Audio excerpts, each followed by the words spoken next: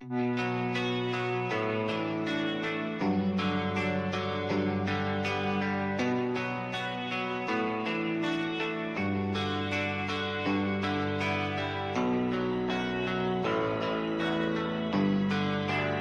are you feeling? How long have you been here? 3 months, May 17th. And what brought you? That's difficult to answer.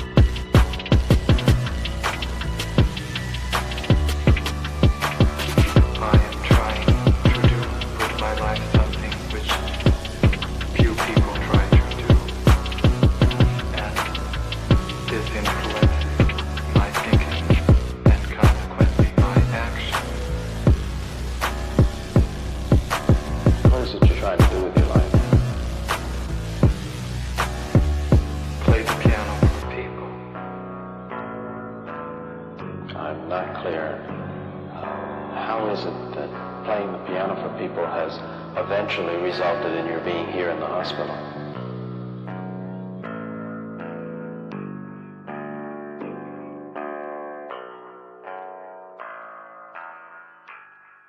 That's difficult to answer.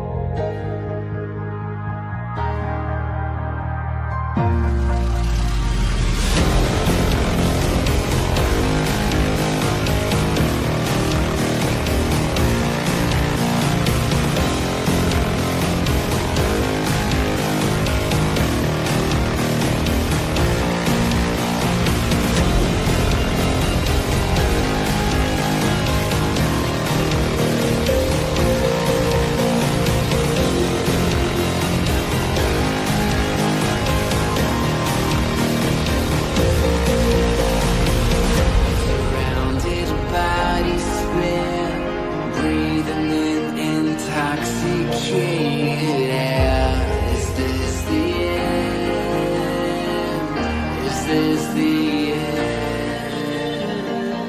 There's a noise inside my head of crying people facing death. Is this the end? Is this the end? Oh, I'm burning in the stone.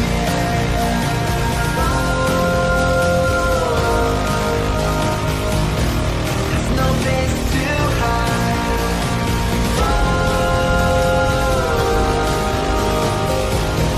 I'm burning in the stone.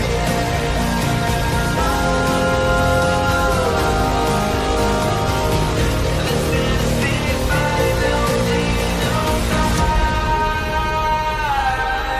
What have we done to the world?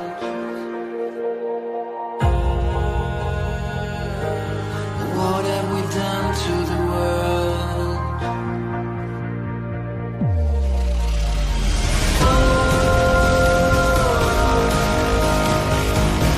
I'm burning in the stone.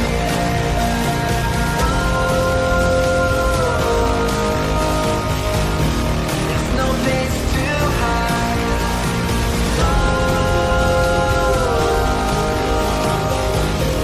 I'm burning in the stone.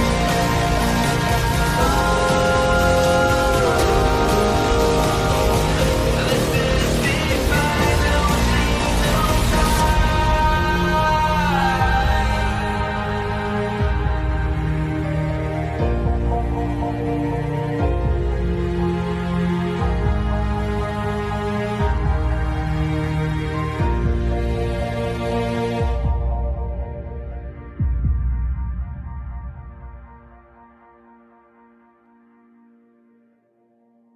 Who the fuck is Karlyn? She's just some sweet lady. She's like in a knitting. She does like a knitting stream.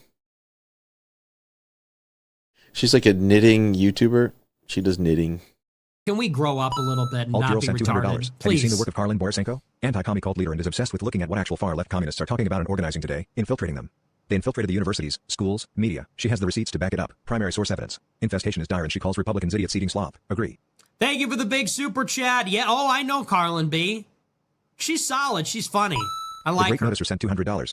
Literally. So not it's, Ian. it's not because I haven't dangled my junk into the combat zone on purpose to get some camera footage, but that's the big part of what's the Is problem. that what you call reporting? Go and live under, if streaming? you're going to do it, Yeah, go seriously. undercover. Otherwise you're wearing a hunk of meat in a lion's den. Nick Shirley, I love you. Take care of yourself, man.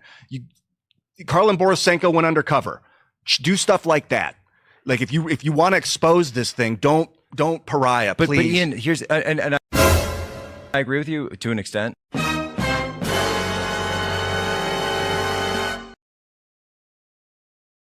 I watch these streams, and I've been watching a self-professed fascist named Karlyn, who drinks and basically roasts these live streams.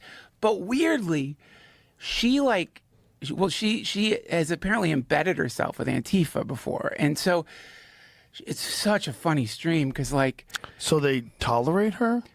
oh no, not anymore. She no. She's like, I mean, I don't know if she's trolling or not, but on her stream, she's like, I am a fascist. Right. So she's proudly proclaiming she's a fascist. I don't know how much of that is trolling, how much of it is real, but conservatives who are drawn to her stream will say things like, these people are funded by George Soros. And it's the funniest thing because she gets so mad.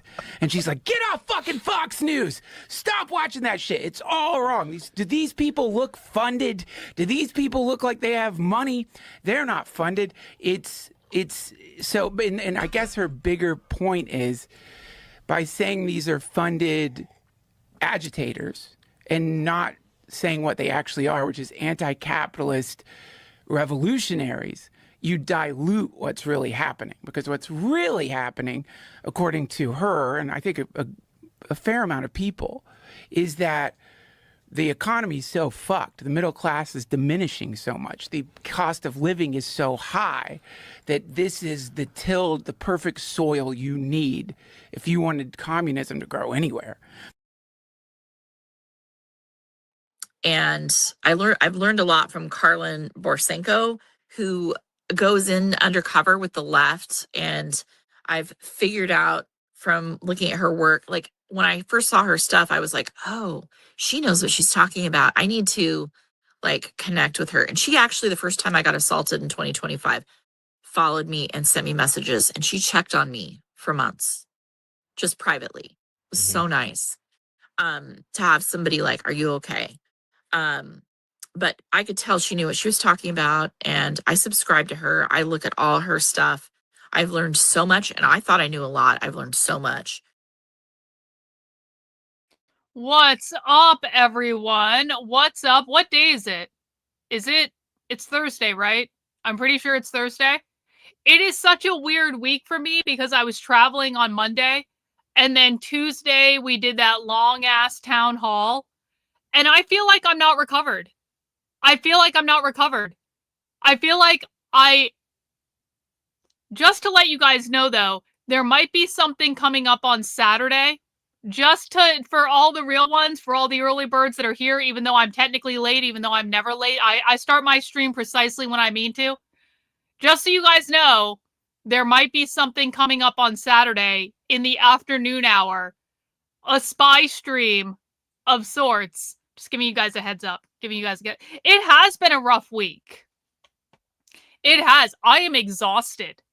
I am like actually exhausted. And listen, there's certainly socialism content that I could have watched today. There's a couple streams from Firestorm Books. Wait. What's going on Saturday? What? I don't. I know something's going on Saturday, Reagan. I don't know if I think the same thing you think is going on Saturday is going on Saturday. Have I just the date being 8/8? Okay. Oh, it's not that big of a deal. Okay. Reagan got me. Yep. Reagan got me. I do have battle fatigue. See, this is it. Listen, guys, doing this shit with the left, listen, I know I make it look easy. I know I make it look easy when I just stand there and I don't have an emotional reaction to things, but it is exhausting. It is exhausting with me to go into these leftist spaces and be there directly and then have to get on an airplane and then have to fly around the country. And even though I was in first class a little bit, that was pretty nice. I'm gonna be honest. Does anyone else love flying first class? I fucking love it. I used to fly first class all the time because I used to travel all the time. So I used to have status on like 2 different airlines. And so almost every time I flew, basically, I would get upgraded to first class. And then COVID happened. And then all of the airlines left Manchester, New Hampshire. All of the airlines that I had status with no longer fly out of my home airport. I would have to go to Boston. And so usually I am stuck flying on Southwest, which isn't really that bad. But like Southwest doesn't have first class, and that kind of pisses me off. Actually, Southwest is pretty fucking great, if I'm being honest about it. My only beef with Southwest is now that everyone has assigned seats, they need to add first fucking class. I would be so excited if Southwest just added first class. I would be down. I would have no more complaining because Delta has first class and American has first class and all the rest of them have first fucking class, and first class is awesome, especially when you're flying around the country. So anyway, thank you, John, for the channel membership. W's, bro. Thank you so much. Appreciate it. So I decided we were going to take a little bit of a break today. John getting us started off strong with getting a single channel membership in. I decided because I am feeling exhausted, and I think, listen, we've had a rough couple of weeks. We were doing very heavy coverage of what's going on in Madison. We were following a couple other things too. And I think as a community, just the excitement of seeing, wasn't it exciting for you guys? Let me ask you this. Wasn't it exciting for you guys to know that the autonomous zone in Madison was getting built before anyone else knew? Wasn't it exciting for you guys to see something that started as we were the only people covering this on the internet. And then it ends up blowing up exactly as I predicted it would. And then I end up going there, and then we make national media coverage. And it started a couple weeks ago as literally something that only we were covering. How cool is that? How cool is that? You know, people don't believe me sometimes when I say we are days, weeks, months, or even years ahead of right-wing media. We are so far ahead of the analysis of everyone on the right wing. And that's why on this channel, this will be the only place where you can see that directly, things from the moment they start happening. And now we know enough about this to be able to analyze it accurately. My analysis of the far left is almost completely predictive of what they do. My analysis is the most predictive of anyone that I can think of. And if you think someone's doing better analysis than me, name a name. Like, literally give me a name right now. I'm able to predict what these people are going to do before they even know what they're going to do. That is how much we are in their heads in this community. We can predict their behaviors probably better than they even know themselves. And that's why on this channel, you get in at the ground floor, you start to see things as they're bubbling up before anyone in right-wing media even knows that it's happening. We were 2 weeks ahead of everyone on something that, quite frankly, should have been national news. It should have blown up much bigger than it did. And the fact that it didn't tells me just how checked out right-wing media and journalists are on the far left at all.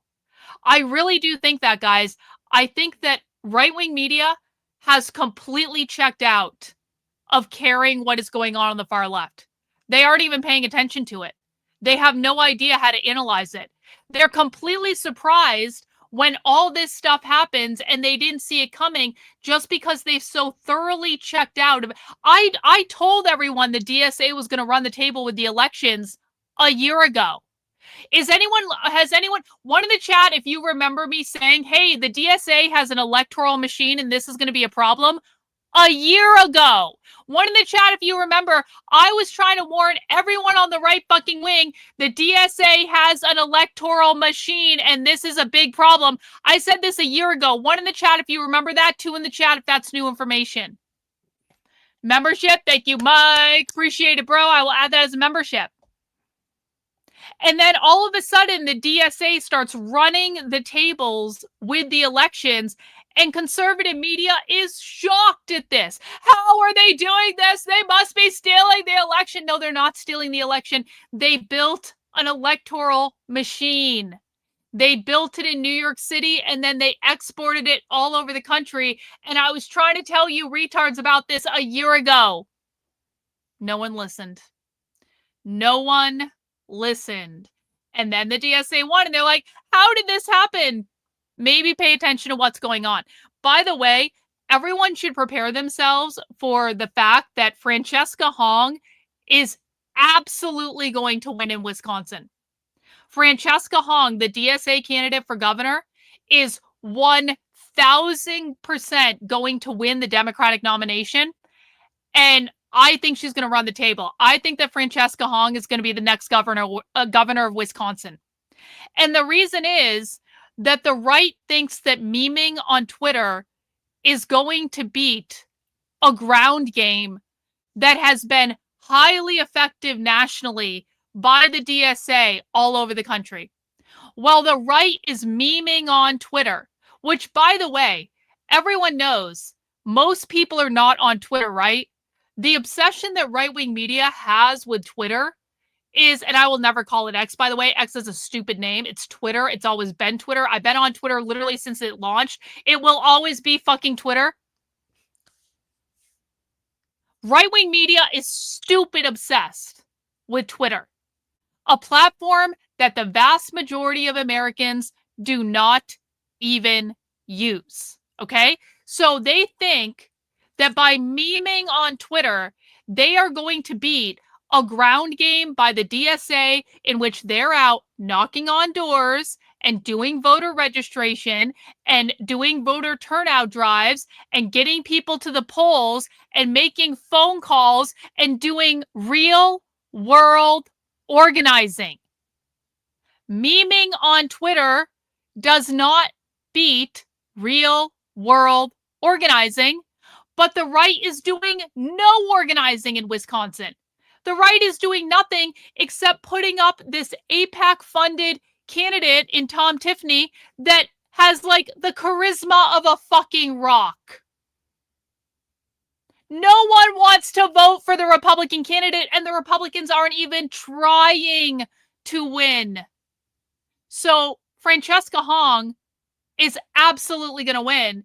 And the reason that she's going to win is because the right will not remove their heads from their collective asses and hinge into reality about what is required to win elections. And it is not memeing on fucking Twitter. And I'm not going to do this work for them. Karlyn, why aren't you out there organizing? I'm not a Republican. I am not a Republican. Fuck the Republican Party. I am much further right than the Republican Party. The Republican Party to me are a bunch of classical fucking liberals. And even still, I'm trying to hand them a fucking playbook to say, retards, literally just copy what the DSA is doing. You want to win elections, Republicans? You're confused about why the DSA is being so effective? Literally just look at what they're doing and copy it. But I'm not going to go out there and do the work for you. You guys have been shitting on me for years. Why would I go do the work that you should damn well be doing after I already handed your asses the playbook? So, I don't personally care, honestly. I think that if Francesca Hong wins, as she inevitably will, perhaps that will be the smack in the face that the GOP needs to wake the fuck up. I doubt it. I think they're going to lose colossally in the midterms. And I really think that most of them do not see it coming at all. And at this point, I don't know that there's anything they can do about it. I really don't. I don't know that there is anything that the GOP can do to stop the bloodbath that is going to be the 2026 midterms. I almost said 2024, and I was like, that's not the right year, actually, Karlyn, at all. But you know what? It's going to be fun for us that night. Who in the chat is looking forward to watching the midterms with us? Because obviously we're going to do that live. One in the chat if you're looking forward to midterm night reaction party. 2 in the chat if you think it's going to be horrible and you're not going to go. We are going to have a massive party on the midterms. I'm going to make a big banner for the channel that says, I told you so. On midterm night, I'm going to redo my whole background for the streaming setup, and there's going to be a giant ass banner across the top of the screen that says, I told you so. You get what you deserve, man. You get what you deserve. Trump has been fucking around for 2 years, completely cucked to Israel, got us into an unnecessary war with Iran because of fucking Israel, has completely betrayed his base, is not doing mass deportations, is not doing anything about the far left, has turned... I saw a number, what was it, a couple weeks ago? I think this was Rich Barris who's a pretty good pollster. He said that 33% of MAGA people have abandoned Trump entirely because of how badly he has betrayed the base. The people that got him elected in the fucking first place. And every one of these Zionist commentators on the right, all of them are making the problem worse. Everyone who is wagging their finger in everyone's faces and going, you will support Israel, they are our greatest ally. They are making the problem so much worse because now it's like, it's not just that I'm pissed off at Trump because I was betrayed. It's that I want to watch the Republican Party burn. I'm not even joking. I do not give a flying fuck if the Democrats win, because I don't think the Republicans are doing anything to stop the problems that I care about anyway. And the Democrats, for all their faults, might actually end up doing more to keep the far left at bay than the Republicans are, because the Republicans are currently doing a grand total of nothing. Literally nothing. The Republicans are doing nothing. So you expect me to want them to win over the Democrats when I'm like, listen, man, at least the Democrats are acknowledging that the DSA is a problem that's trying to take over their party. Maybe they will get their collective asses in gear and keep their own extremists at bay more than the Republicans ever really could.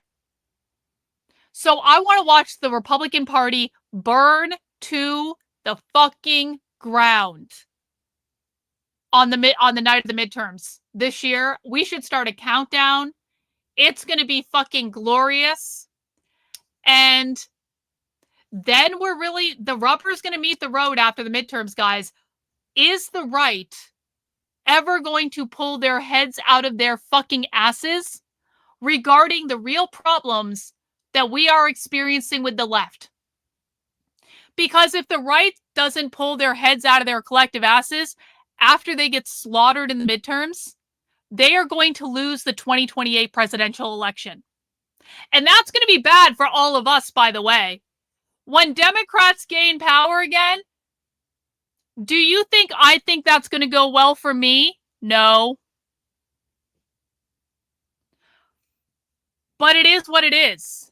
And it's like, I can't do anything about this. I can just sit back and hope and pray that the Republicans get burned badly enough for the midterms that they stop fucking around and they start taking real problems seriously instead of constantly doing this Zionist narrative bullshit that puts Americans last and Israel first every fucking time. You know, the White House tweeted out yesterday, something like, communism is the greatest threat to America. Okay. Well, guess what? If communism is the greatest threat to America, then can we actually invest just as much money and just as much resources in fighting communism in America than we are fighting a war with Iran on behalf of Israel? We have dedicated billions, tens of billions of dollars to fighting an unnecessary war with Iran on behalf of Israel. Can we also take tens of billions of dollars and actually fight communism in America? Can we actually do that? Because if you're telling me, White House, that communism is the greatest threat to America, then start fucking acting like it, motherfuckers.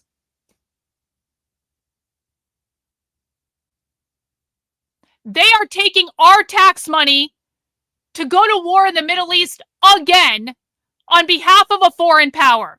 Iran was not any fucking threat to us. This is a lie that they have been telling for decades and decades and decades and decades on behalf of a foreign fucking power. And you know what? I just got texted by some Israeli group earlier today saying, how do you feel about Israel? And I was like, go fuck yourself. Deport yourself out of my fucking country. Old sub knows how to make me smile after I get done a good rant. Old sub.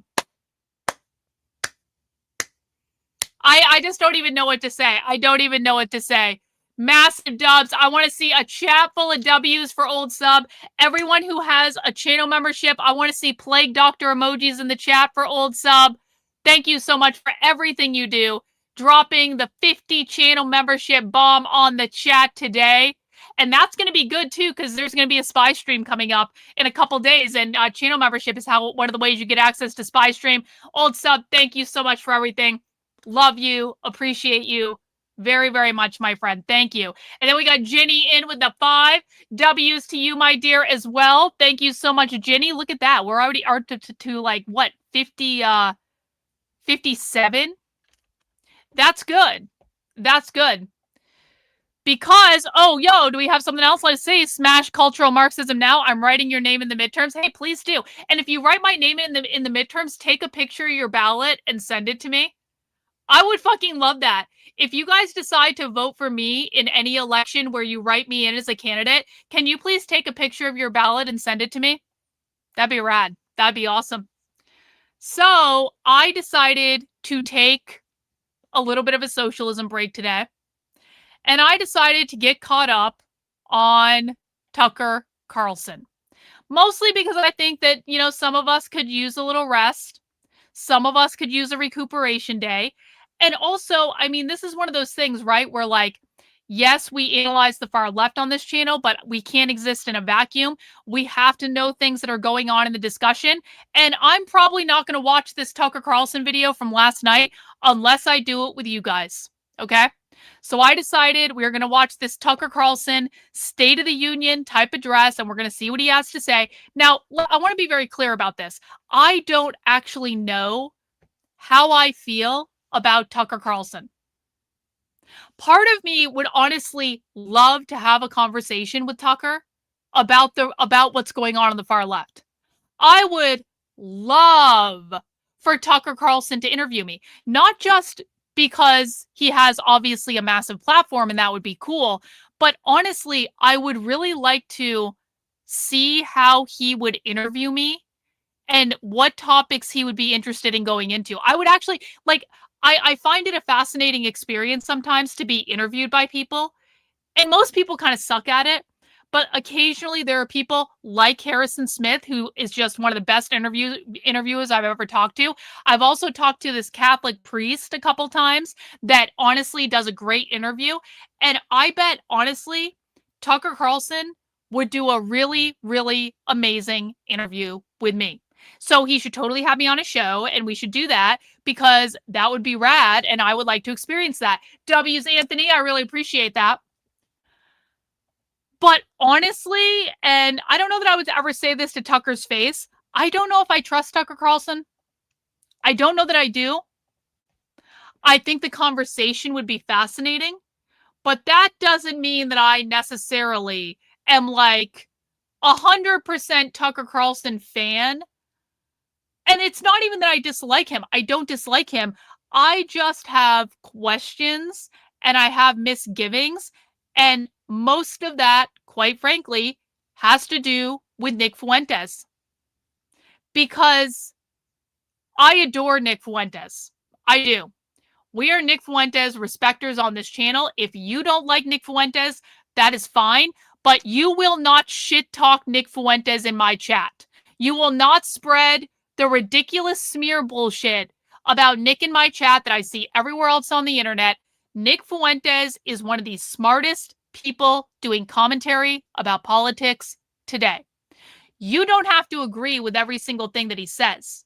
But if you are not listening to him, if you're just watching clips that have been taken out of context, if you have never watched a full Nick episode before, you are honestly missing out on some of the best political analysis that you are going to find online, particularly about the Middle East. Nick is very good at that. And of course, he's young, and of course, he's going to grow, and he's going to evolve, and he's going to change. See, look, people on Facebook think that the only, she's black, obviously. Fucking black people on Facebook are so fucking stupid. Honey, Facebook is a dead platform, honey. The only use I have of Facebook is to monetize you people so I can make extra money to buy luxury purses. I'm streaming on other platforms, honey. I know this is difficult for you to understand because you guys are low IQ, but I'm streaming on other platforms right now. You can see the chat on the screen. Facebook is not my highest priority. I'm using you people for pocket change to rage bait you so that I can make money on Facebook so I can buy luxury goods. Like, I'm just gonna like lay it out. I just got a new Chanel purse yesterday because you guys. So cry, I guess, and seethe and cope, and I'm gonna just keep going. Okay, I'm gonna keep going. Anyway. Look at this. Look at this. It's always fun when the leftist retards show up on Facebook, isn't it? How's it feel to know the only way your page went up was exploiting bullshit? It feels great, actually. It feels fucking awesome. Fucking awesome. Listen, if people want to watch my coverage of what you retards are doing in Wisconsin or any other place, I think that's a good thing. I think that people listening to my opinion is a good thing. I think that, by the way, you know it wasn't Madison that first started blowing up my page, right? There have been many other things that have gained me audience over the years, you dumb black cunt. But I think the more people that can see my content, the better. The purse is in the other room. I left it in the other fucking room. You gotta use us to buy bags. I buy bags without exploiting a death, dumb bitch. Well, honey, I'm sure the cheap shit that you buy at Walmart is very, very exciting. But I'm an unabashed capitalist. I know that you guys basically are very used to being on welfare and that sort of stuff. But like, I don't mind going out and making my own money from people who want to support my work. That's not bad. You're rage baiting me. Okay, let me do this. Let me do this, Leah. Hey, guys, everyone who wants to support me and piss off this dumb black woman, throw in a channel membership or a super chat in the chat right now. She thinks the leftist black thinks that she is rage baiting us. I want people to show the black that you guys want to support my work just because you find me hilarious and you guys like it when I embarrass leftists on my channel because it's funny. So if you appreciate what I'm doing right now, throw in a channel membership. It's only $5. Throw in a super chat. Let's hit our goal before we even begin the day, and we'll really make this black woman happy. Snow Chris, thank you so much for the super chat. Please pray to keep Nick safe. That guy is so smart and just tells it how it is. I totally agree. Everyone, if you believe in prayer, pray for Nick because he is awesome and we can't lose him. Shikalaga! W's, good sir! Thank you so much for the gifted channel membership. We got Malcolm in. Malcolm in with 10 gifted channel memberships. Yo, big support, Malcolm. W's. Thank you. Appreciate it. Ooh, she's so mad, isn't it? You used to be fat. Yeah, I used to be fat, honey, and then I lost weight. You should try it. I used to be thin, and then I gained weight, and then I lost the weight again, and then I gained it again, and then I lost it again. You should try it, honey. You should try it. Let's see. Who else is paying me some money to piss off Black Lady? Ginny, W's for the channel membership. Appreciate it. Raccoon in with the super chat. Appreciate it. We got Crystal in with the dub. 5 channel memberships. Thank you, Crystal. Shut your mouth and know your role. Back to the class, Rosa Parks. Back to the class, Black Lady.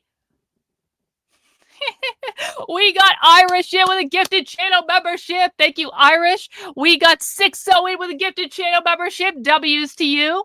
Appreciate it, guys. Appreciate it. We got Smash Cultural Marxism. Liberia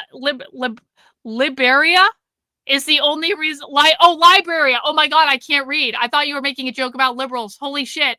Liberia is the only reasonable solution. So true. Thank you so much for the super chat. We got Grillison. Yo, everyone's pissing off the Black Lady on Facebook today. Let's go. Ben Shaw, dumb people are the best. Channel membership. I got you, Ben Shaw. W's to you. Thank you so much for that. We got Poop in here. I mean, okay. W's to you. Thank you so much for the gifted channel membership. Really appreciate it. Black fatigue is real and Nick is awesome. Yep. Agree wholeheartedly. We shut that black bitch up yet? We shut her up yet? Seems like she's run away. Seems like she's, oh no, she's still. You can't piss me off. You need this to work. You need this to thrive. I'll get this page taken down. Go try it, honey. Go try it. Honey, do you know how many of your retarded friends have been trying to take down my page lately and none of you have been successful? Go try it, girl. Go waste all your time obsessing about me. I will use you to make money, honey. And I don't give a fuck. I do not give a fuck. Do we just get another? Yeah, Sofa leftards. Sofa bish. She has no idea what that means, by the way. How many channel memberships are we up to? 79. Holy shit. 79 channel memberships so far today. Awesome. Oh, you're going to tell everyone? Oh, no. Oh no. Oh no. Black lady on Facebook mad. Rosa Parks mad. Oh no. She's gonna tell all of her welfare friends that they should report my page. Oh no. Oh no. I am so scared. Oh no. However will I survive? Oh no. Oh no. Cry harder. Oh no. Okay. As much fun as the retard black lady is over on Facebook, we are going to refocus on this because I do want to watch this Tucker Carlson talk today. Also, if I feel like it, because we are okay, honey, listen, I know you have no emotional control. I get it. I really do. We need to focus on our show now. So I'm going to ban you. And we're gonna quiet you down. You can't quiet down on your own. You have no emotional control, and so we have to silence you because this is not a free speech channel. This is a fascist dictatorship. And I'm sorry when black people refuse to be quiet when they're obviously low IQ. I know many high IQ black people. I will talk to for hours. I'm not suggesting that all black people are low IQ. I'm saying that when they are, we need to proactively silence them. The smart black people can talk all day. The dumb black people need to be silenced. Basically, they need to be they just need to be silenced. This is the way it goes. I don't make the rules. 20 pounds of shit in a 5-pound bag. Yeah, I mean, I don't want to say she looked like that in her outfit, but maybe she could stand to lose a few pounds. Appreciate it, Alessandro. Thank you. Appreciate it. So I want to watch Tucker's speech, and then I want to watch, perhaps, if I still feel like streaming, Nick Fuentes' analysis, okay? Because I do want to hear what Nick has to say about it. I also know that Nick has already shared many opinions over on his Telegram channel. He said, so Tucker baited everyone into watching his primetime address by hinting at some kind of third party with Thomas Massey, Joe Kent, and MTG, only for him to deliver his 10-point political program, which is actually a list of 10 meaningless buzzwords like fairness and beauty, for someone whose entire shtick is to act like some kind of folksy, aw shucks, straight shooter populist. It doesn't actually work to do the focus group tested political speak campaign platform. He is so fake. It's disturbing that more people are not seeing through it. And Nick had a lot to say about this, and he was not happy about it. So I very much respect Nick's opinion. I think that we are not going to skip to Nick. We eat our vegetables first, and then we have dessert. That's the way we do it. We eat our vegetables first, and then we have dessert, Milo. Okay? I very much respect Nick's opinion. I think that Nick Fuentes tends to be right about almost everything. He's not right about Hassan Piker, but he's not. I'll deal with that another day. I know that Nick knows my opinion on that. He will come around to my perspective, I'm pretty sure. Anyway, it doesn't matter. Nick is right about almost every single thing that he says, and so I very much do respect his perspective on this. But I also think that I want to hear what Tucker Carlson has to say for myself so that I can judge it accurately. So that's what we're going to be doing, guys. We're going to be watching that today. Now, a couple of things. I am going to be starting to do long form, like audio, possibly video, like live stream. Okay, I'm going to be doing original content that is going to be available to members only on my Substack and my YouTube channel, okay? But, as a way to encourage more people to join my Telegram, I will post the content that I'm creating for member exclusives about things going on the left, my analysis of the left, stuff like that. I will post them for free on the Telegram as a way to entice people to actually go and join the Telegram channel. Okay, so I will be starting to do some content that's a little bit more like my long form thoughts and analysis on things, breaking down different ideas I have about the left. I used to do this type of stuff all the time. I haven't done it in a while. I want to start doing it again. This is going to be made member exclusives on my Substack and my YouTube channel and probably on the Rumble channel too and all that.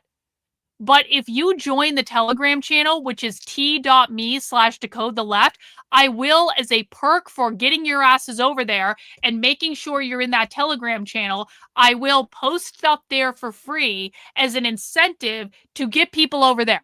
Okay? And if you don't want to go over there, you got to pay for a membership. That's just the way it goes. That is the way it goes. Kazmar, W's to you, Kazmar. Thank you so much for 10 gifted channel memberships. Big support from Kazmar today. Appreciate it. Appreciate it. So that is going to be coming. Now, if you're already a paying supporter on my Substack or you want to make sure you're subscribed there, that is Karlyn, Karlyn.substack.com. Substack is actually the main platform I would love for people to support me on with either a monthly or an annual membership. That really does help me out. It helps me plan and stuff like that. And so we don't want to neglect the Substack people. I have a ton of supporters over there, and I really appreciate you guys. And that's why I'm going to be creating more member exclusive content that will go up on my Substack channel. Also, I want people to know that it kind of seems that now my very best platforms for sharing my content, and this is a shock to me, are Instagram and Facebook. I never would have seen this coming. Instagram and Facebook are now amazing sources where I can get hundreds of thousands of views on my content and access an entirely new audience that I hadn't been accessing before. My Instagram account has grown by 40,000 followers in a couple of months just because I started posting short videos talking about the left. And when I posted those short videos to Instagram, they automatically post my Facebook page, which is facebook.com/decode the left. And on Facebook, and again, this is shocking to me beyond all measure, I am getting hundreds of thousands of views from these short videos that I'm posting on Facebook. Okay? So obviously I need to double down on these platforms. I'm also on TikTok. What the fuck is my TikTok actually? What the fuck is my TikTok? Let me see if I can find it.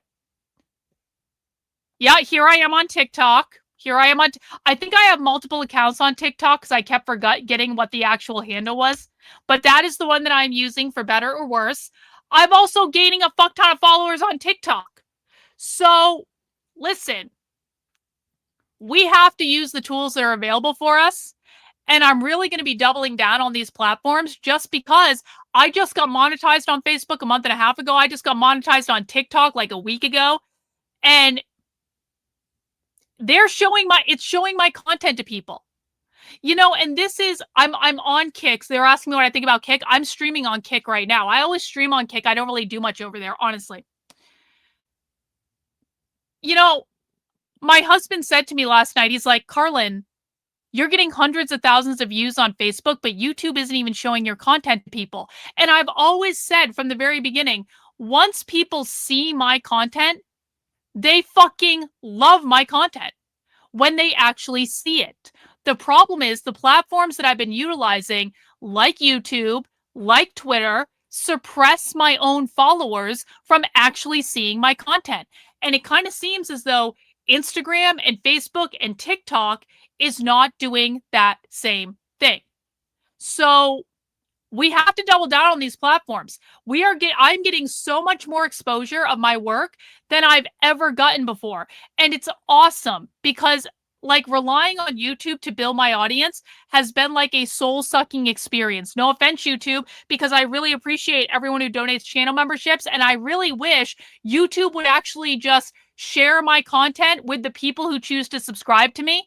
But again, if you want to follow me on Instagram, I know I have different screen names on everything. I need to make a link tree. I am Dr. Karlyn B on Instagram. You can follow me there. And by the way, there's a lot of leftist organizing going on Instagram, so it's generally a great place to be. If you want to follow me on Facebook, That is facebook.com/decode the left. You can find me there. And if you want to follow me on TikTok, it's just my full name. It's Karlyn Borysenko, and I will again share the link in the chat. And if you guys want to follow me on there and share my stuff, I would really, really appreciate it, because we have to double down on these platforms and see how many more people we can get to come into the streams on whatever platform people want to watch the streams on, because the streams are where you get the real shit. Okay. So make sure you guys are joining the Telegram. You will be getting free content over there that is going to be member exclusive on like every other site. Make sure you guys are following me on all the other platforms. And if you wouldn't mind sharing my work, or at least hearting it and commenting it when you see it shared, that would really help me out, because all that drives the algorithm and it doesn't cost any money. And I really appreciate it, guys. I really, really appreciate it. All right, let's jump in and let's get to Tucker. Oh, I got a super chat. Trendolyn, I'm going to do a show of your content tomorrow. Yes, we are doing something fun for Nitwits tomorrow. Tomorrow's going to be a Trendolyn paid me money to make me miserable stream. So tomorrow, Trendolyn, I have it blocked off for you. We are going to watch Trendolyn content, because Trendolyn bribed me with like $300, okay? Trendolyn paid me like $300, and now as retribution, Trendolyn is going to make me watch something that I don't want to watch, but she paid me $300 and I have to do it, okay? That's the rule. That's the rule. I am a woman of my word. I said that if Trendolyn donated over like 50 channel memberships, I would watch the fucking content. And she went above and beyond, and she actually paid me more. So I have to do it. I have to do it. It's the way it goes. And if you guys don't like it, maybe you guys can try giving me $300 to watch content. Okay? That's the rule. Who's Trendolyn? You'll find out. Trendolyn is a legend. Trendolyn, you're going to find out who Trendolyn is. Don't worry about it. Don't worry about it. All right, guys, let's dig in and see what Tucker Carlson had to say last night. Please mount the like button if you would be so kind, and I will be letting you know what I think, and you can let me know what you think in the chat as we are making our way through. The point of any system is to protect the interests of the people it serves and governs. It's just the nature of it. So what's a preacher's job? It's to minister to the souls of his congregants. What's a president's job? It's to look out for, to protect the interests of his citizens. Really, really simple.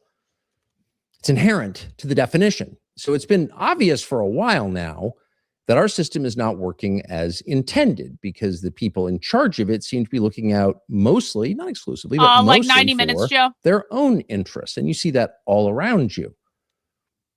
Government workers make more than the average American. That kind of says it as clearly as anything, but you see it up and down every institution in American life. A lot of them seem to be run primarily for the benefit of the people who run them, and that is bad. And they're less hidden about it than they've ever been. I mean, they're off buying private islands and exempting themselves from the rules that apply to you, and that has caused enormous frustration and resentment from ordinary people. It's like, wait a second, you're not following your own rules. Like, I have to stay home during COVID, and you're going to the French Laundry. Because what are you, a king now? And the answer is, yeah, kinda. So that's a very recognizable degradation of a system. It just gets more corrupt over time, and the people with power use it to benefit themselves and their families and their friends. And after a while, you call it the Epstein class, because that's exactly what it is. It's a group of self-interested people acting on their own behalf against yours. Okay. And that's, again, bad. But it can limp along for a long time, because that's just the nature of systems. That's the Ottoman Empire went from conquering half the world to being kind of pathetic and just basically focused on the harem. And in the end, it dissolved. But something different has happened to our system, and it's obvious recently. So it's one thing to have a system run by people who are looking out for their own best interest and not yours. Again, we've had that. It's another to have a system that's totally incapable of responding to reality. It is basically paralyzed. And unfortunately, ominously, that's the system that we now have.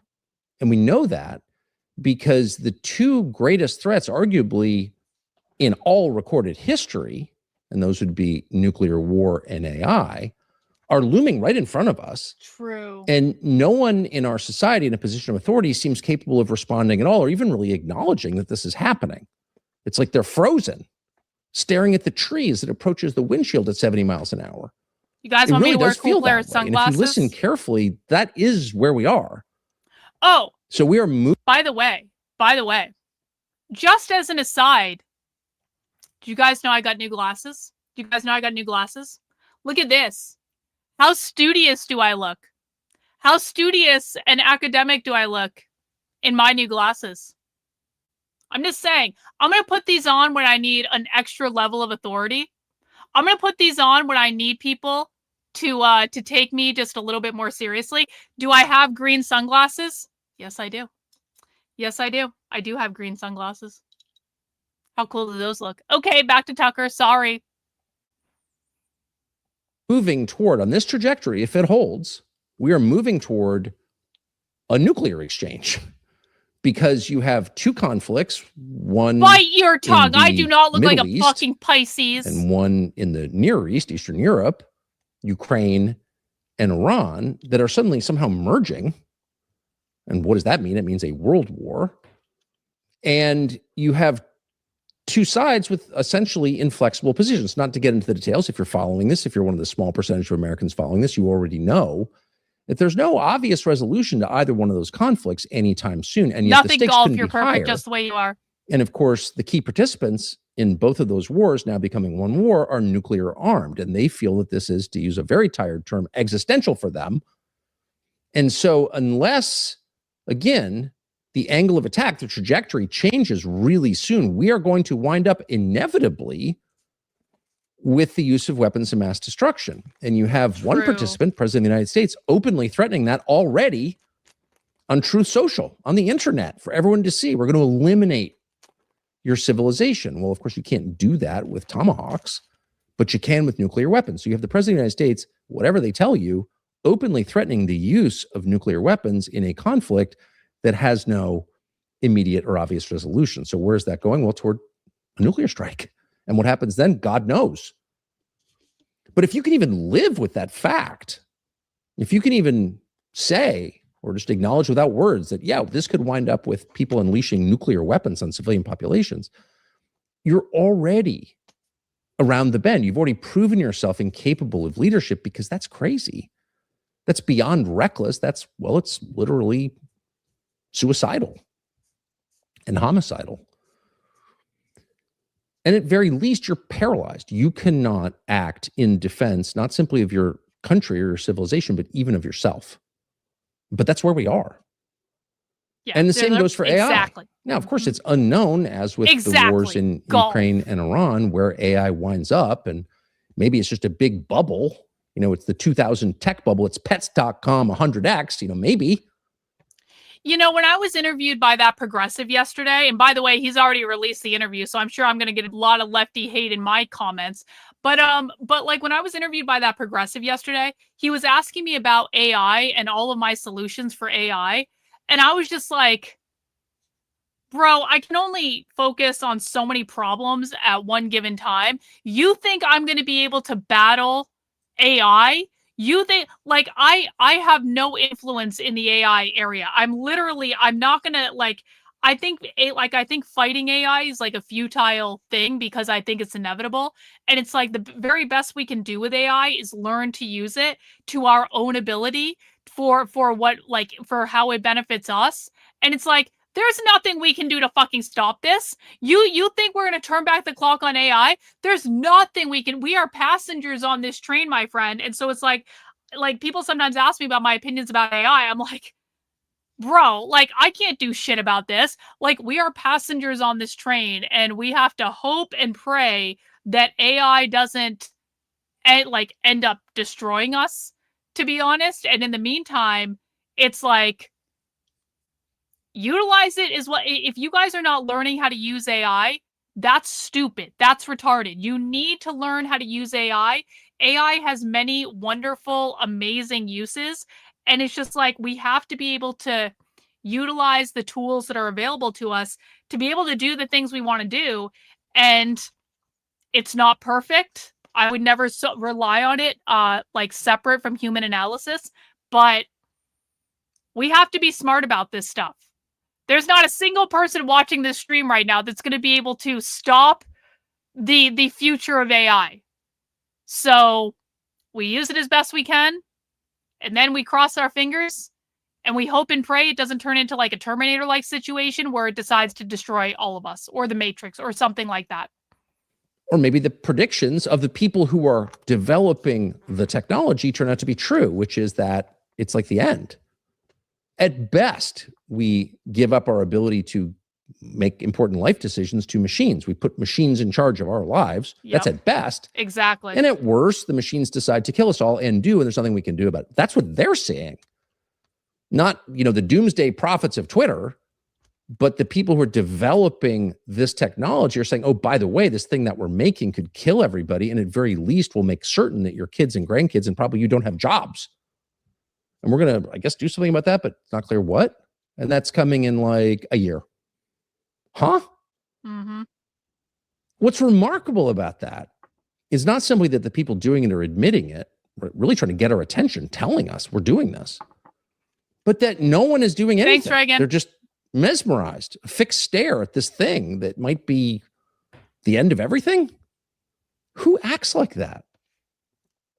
Well, normal people don't act like that, and certainly functional systems don't act like that. So without belaboring it, what does that tell you? It tells you that the system has reached the end. That's not actually a system that's working on anyone's behalf. That's a system that is bound for probably pretty imminent destruction. So that's going away. And we've probably known that. Any system that elects 80-year-olds to run the place, cynical 80-year-olds, is not long for this world. Like it's not reproducing in the same way that 80-year-olds don't reproduce. It's the end. And it is. And that's sad. And, certainly I've spent a lot of time complaining about it. But at this point, it's just obviously true. And so it's worth thinking about what comes next. Well, something, assuming we're all here, and you have to assume that. You certainly want to. I would hope and so. even if it's not true, you still have to plan for it because we don't know. I would hope so, Tucker. So something's coming next. Something will replace the system. And the highest hope is that replacement, whatever does come next, will be the result of an incremental process that people have time to metabolize and buy into, approve of, that we don't get an abrupt change, because abrupt changes of political leadership they're called revolutions. And they're not typically an improvement over what they're replacing. And they have their own downsides in any case. So you hope that this will somehow evolve into something less crazy, less cut off from its core mission, which is to serve the people who live here, and more humane and more pro-human, et cetera. That is just better in every way. You hope that. But in any case, we're getting something different. And the question is, what will that be? And again, we don't know. We know that changes in technology or power shifts globally, all of these facts on the ground are followed by political changes. Political changes follow those changes. They don't incite those changes, right? They're responses to those changes. And so we're getting political changes. They will find political expression. And will it be a third party? Probably. The most radicalizing fact of American politics in the last, century is the confirmation that we got on or about February 28th that the parties on the big issues are identical. Trump initiates the one thing he said he'd never do, a regime change war in the Middle East against Iran, a country much bigger and more powerful than the last regime change we attempted. The reason I say I don't think it's going to be a third party is because I was involved in Libertarian Party politics for like 2 years. It is incredibly difficult to make any sort of third party thing happen. And it is a crushing barrier to, and I'm talking about if everything goes perfectly and everyone's working together, it is still near fucking impossible to defeat the system that the two major parties have put in place. And let me tell you what, third party politics is not about people working together. Third party politics is a bunch of people fighting with each other in order to see who can be the biggest fish in the small pond. That's what it is. It's not about people coming together and saying, we have a chance to upset the duopoly and all that stuff. Can we please just put our personal bullshit aside and do it? No. Third party politics is about people fighting to be the biggest fish in the smallest pond. That's it. And so it's just like, maybe in an ideal world of rainbows and unicorns, yeah, a third party sounds like a great idea. Do I think that will ever happen? No. Didn't work. And there were no protests against it because, of course, the leaders of the other party, his supposed enemies, agreed with him completely, as they did with his budget fundamentally, certainly with the tax code that he endorsed. And that tells us what? One thing at least, that on the issues that really matter, the most obvious and historically significant expressions of the exertion of power, which would be foreign policy and the budget, tax code, the parties are aligned. They're the same. They have the same agenda, exactly the same agenda. And they go through this whole song and dance to convince us, no, we're really blood enemies. But are they really? No, they're not.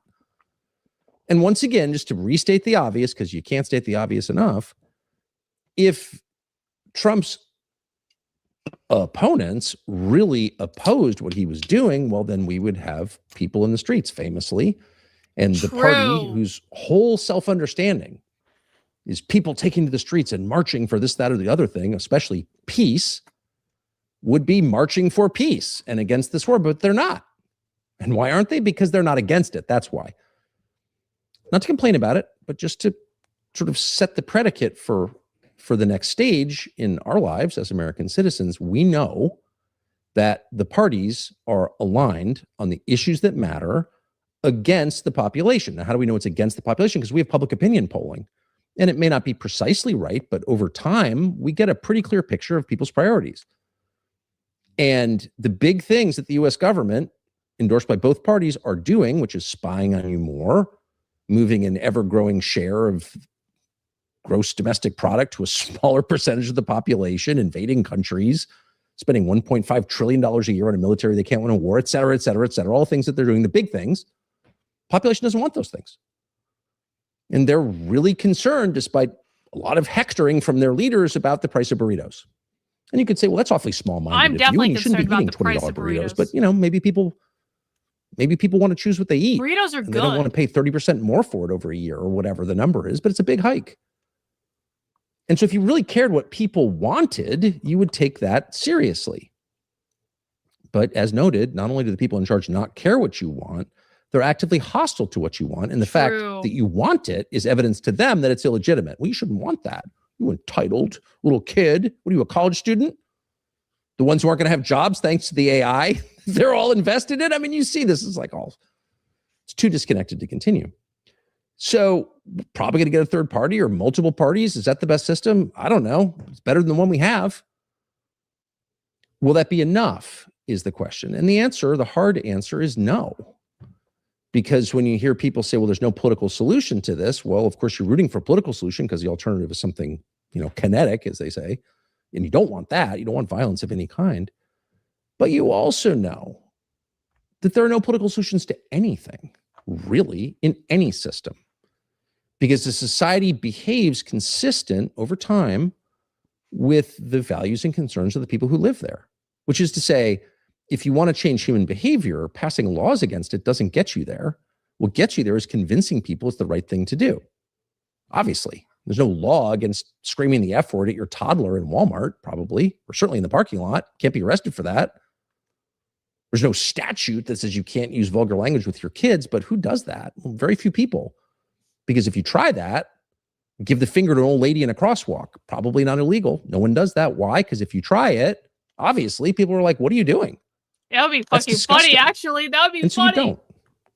So, in other words, if you want to change a society... I'm sorry. Yeah. What if the old lady gave you the finger? What if the old lady was being bitter about something and she was crossing the street all pissed off and she was upset that you didn't stop fast enough? What if the old lady gave you the finger, Tucker? Are you still not allowed to give the old lady the... I think it's fucking hilarious when old people do that shit. You definitely need more options on the ballot. You definitely need leaders who want to serve the citizens of the country because they care about the citizens of the country. And of course, service follows caring. If you love someone, you want to serve that person, obviously. But more than anything, you need a population that has clear goals, that knows what the program should be, Don't give the finger to old ladies in a crosswalk. Just don't do that. We all I don't agree. know why that's the You need a bridge we have to consensus die on. what we're doing here. Like, what is the whole point of this? That's what you need to start. And it turns out if you have that consensus, a lot of problems get solved over time, not immediately. Some problems are, if not intractable, very complex. But if you get the fundamentals right, they tend to get better over time. And if you don't, they inexorably get worse. That we know.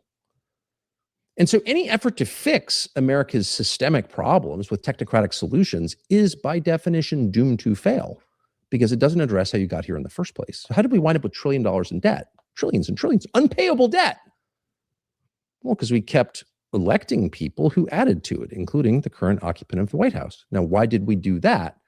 Well, because we have a pretty distorted understanding about what debt is and what it does to people and nations. We're not setting the right goals.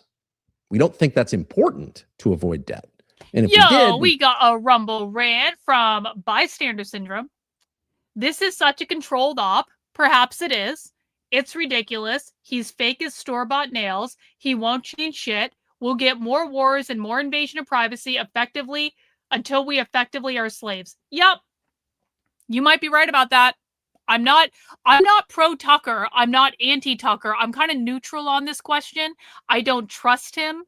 I also don't necessarily think he's wrong about everything.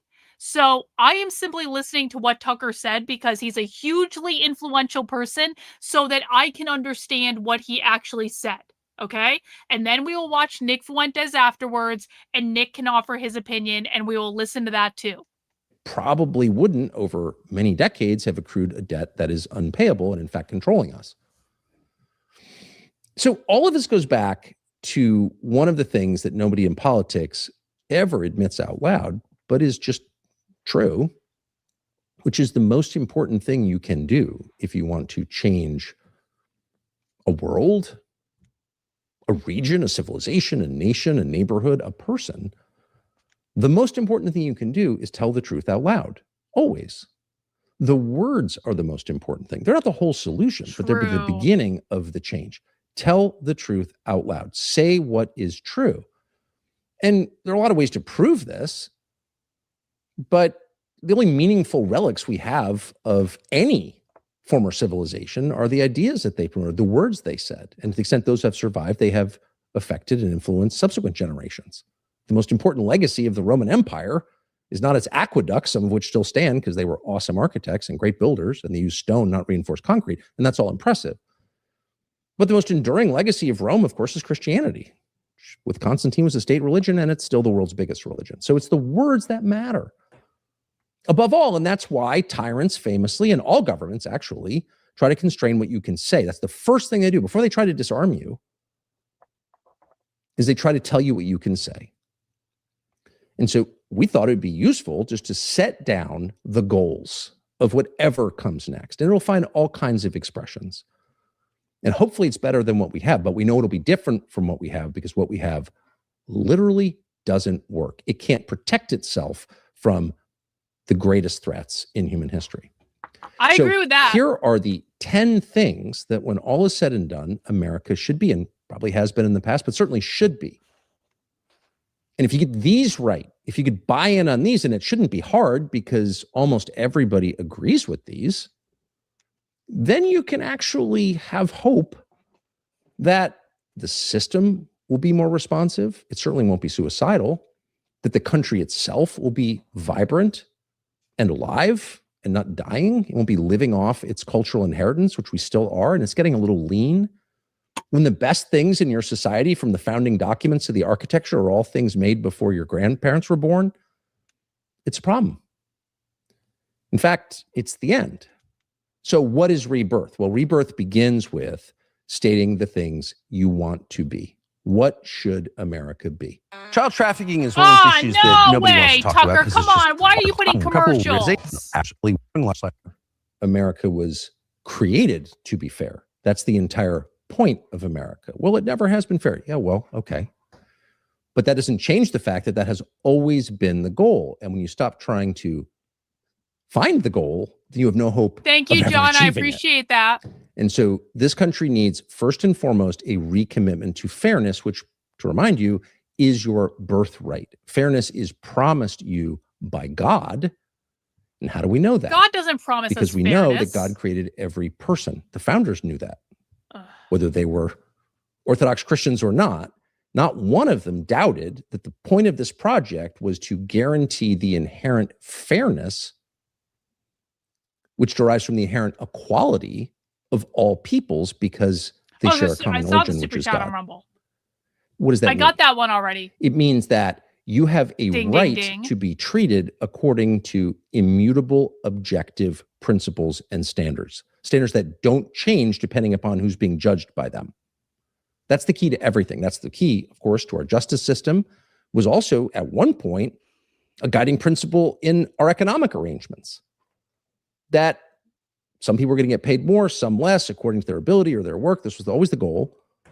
But ultimately, everyone was a human being and deserved dignity. There was a fairness to that, and that it was considered totally outside the realm of the acceptable to live in a system where outcomes were determined by inside deals or who you know or where you were born. Of course, there's always been some of that, people being what they are, but that can never be acceptable. Fairness has to be the goal. Fairness. And fairness, once again, derives from... I think this is as unrealistic as communism. I think this idea that we as human beings are ever going to strive for a purely fair society, I think that is as unrealistic as fucking communism. Because that's just not the way human beings are. And listen, man, I'm not trying to be a dick about it. I want to see the good nature of people. I really do. But I have now spent 6 years in professional politics, and I have seen how human beings really behave. And I don't think there is any universe in which human beings are going to overcome their inherent nature to create a utopian world of fairness. That is exactly what communists think they are creating, and they are instead creating a world of starvation and suffering. How does Tucker believe he's going to overcome all of human history? By the way, most of it wasn't very fair. In order to create a utopian world of fair, I don't get it, man. I don't get it. Bystander Syndrome, thanks so much for the super chat on Rumble. Speak for yourself, Kay. I was promised fairness 3,000 years ago. Well, I suppose you're right about that. Thank you. Appreciate it. The knowledge that every person is on some basic level equal. And that means that we can judge the actions of any person by exactly the same standards. Nobody gets a pass. And because nobody gets a pass, we can be... Human beings are not all equal. Some human beings are fundamentally better than others. I'm sorry. I said it. And I'm not saying all white people are better than black people. And I'm not saying that, because there are a lot of stupid ass, useless white people in the world. I am not saying this is entirely based on race. I'm saying this is more or less based on IQ. Okay? Smart people, no offense, smart people are better than stupid people. High IQ people are better than low IQ people. This is Darwinian. This is survival of the fucking fittest. It is not about who is a certain race or who is a certain gender. It is simply that high IQ people are better than low IQ people. Every time. If we had a world filled with high IQ people, it would be significantly better. But it is not better because we constantly have to contend with low IQ retards. Low IQ retards basically mess every single thing up on a constant fucking basis. And if we didn't have to deal with that, and low IQ retards can be white men, there are a lot of low IQ retarded white men in the world. They can also be black women. It can also be Asians on occasion, though Asians tend to usually have their shit together. You can be any race and be a low IQ retard. You can be any gender, including a Zimzer, Fey Fair, whatever the fuck, and be a low IQ retard. I just think we need to prioritize the high IQ that are actually like being productive members of society over the people who are constantly leeching off the fucking rest of us. Sith on Rumble says lolberts and Marxists exist in the same fantasy world. Yeah, pretty much. Pretty much. I do agree with that, Sith. Thanks so much for the super chat. We got Sunspot over here today. Happy birthday, Sunspot! Everyone, happy birthday in the chat for Sunspot. Appreciate it. We're celebrating you, bro. Thank you so much. I'm a warrior. You're a warrior. I'm never going to stop as long as you guys show up for me. I will show up for you. So appreciate it. Thank you for spending your birthday with us. United despite our differences. And we know this because we know that the fastest way to divide people from each other, whether intentionally or not, is to treat them unequally. If you want to make your children hate each other, play favorites, and they will. If you want your children to get along and love you after you're dead, you treat them equally. You treat them the same with the same amount of love. That is the key to making certain that your children love each other, is loving them equally, treating them according to the same That's actually standards. a really good point. I agree with that. And if you think about it, the failure to do this or even acknowledge that this is the goal of the whole society, fairness, is the root of almost all of our frustrations. Why is Jeffrey Epstein so infuriating? Why is that story capable of enraging an entire population? Well, of course, they're the crimes or the suspected crimes, sex creep, possibly a kid toucher, clearly involved with Mossad and who knows what other foreign intel agency was involved in the weapons trade. There was a lot about the guy that was obviously criminal. But what rankles people so much by the Epstein story is not that he was bad. It's that he got a pass because of who he was. The rules did not apply to him. And people can't tolerate that. It makes them crazy, and it should.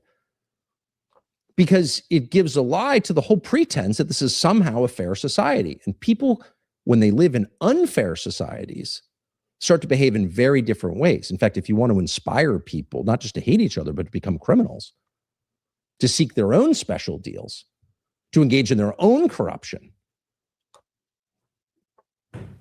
don't punish Jeffrey Epstein and everyone like Jeffrey Epstein, or have a college admissions system or a hiring system run by America's HR departments that's very, very much the same as the Epstein story. Certain people get a better deal because of how they were born or who they know. That drives everybody crazy and gives a lie to the justice system, but not just the justice system, to the whole enterprise. And so a daily reminder to the entire population that we are equal on the most fundamental level, not in ability, not in income, not in appearance, not in background, but in value and in core human rights. That's why they're human rights, because they attach to you as a human being. A reminder of that you are every bit the equal of a U.S. senator, for example. Or that when the FBI shows up on your doorstep, you have the exact same rights as those agents. They represent fairness and justice. They have that authority, but they have no more rights than you. You have identical rights. You don't have to cower before authority because you know in the end you're equal to it. That's the whole promise of the system. And when that goes away, what do you get? Well, you get Epstein. You get cryptocurrency scams that are never punished. You get total endemic corruption. You get breakdown of society. And that's what we're watching. So restoring that, it's not enough to pass laws against corruption. Okay, how do those work? Ukraine has laws against corruption. You have to have a consensus that no person gets special rights, ever. And that would include the president of the United States, down to, by the way, Jeffrey Epstein. Fairness. That's the inheritance of America from the Anglo world. That's what makes the West different from the East. That's why the East is solidly hierarchical, and there's no hope that a poor person could ever get the same treatment or justice as a rich person, but in the West there has been, and that's why people moved here. We have to restore that first, fairness.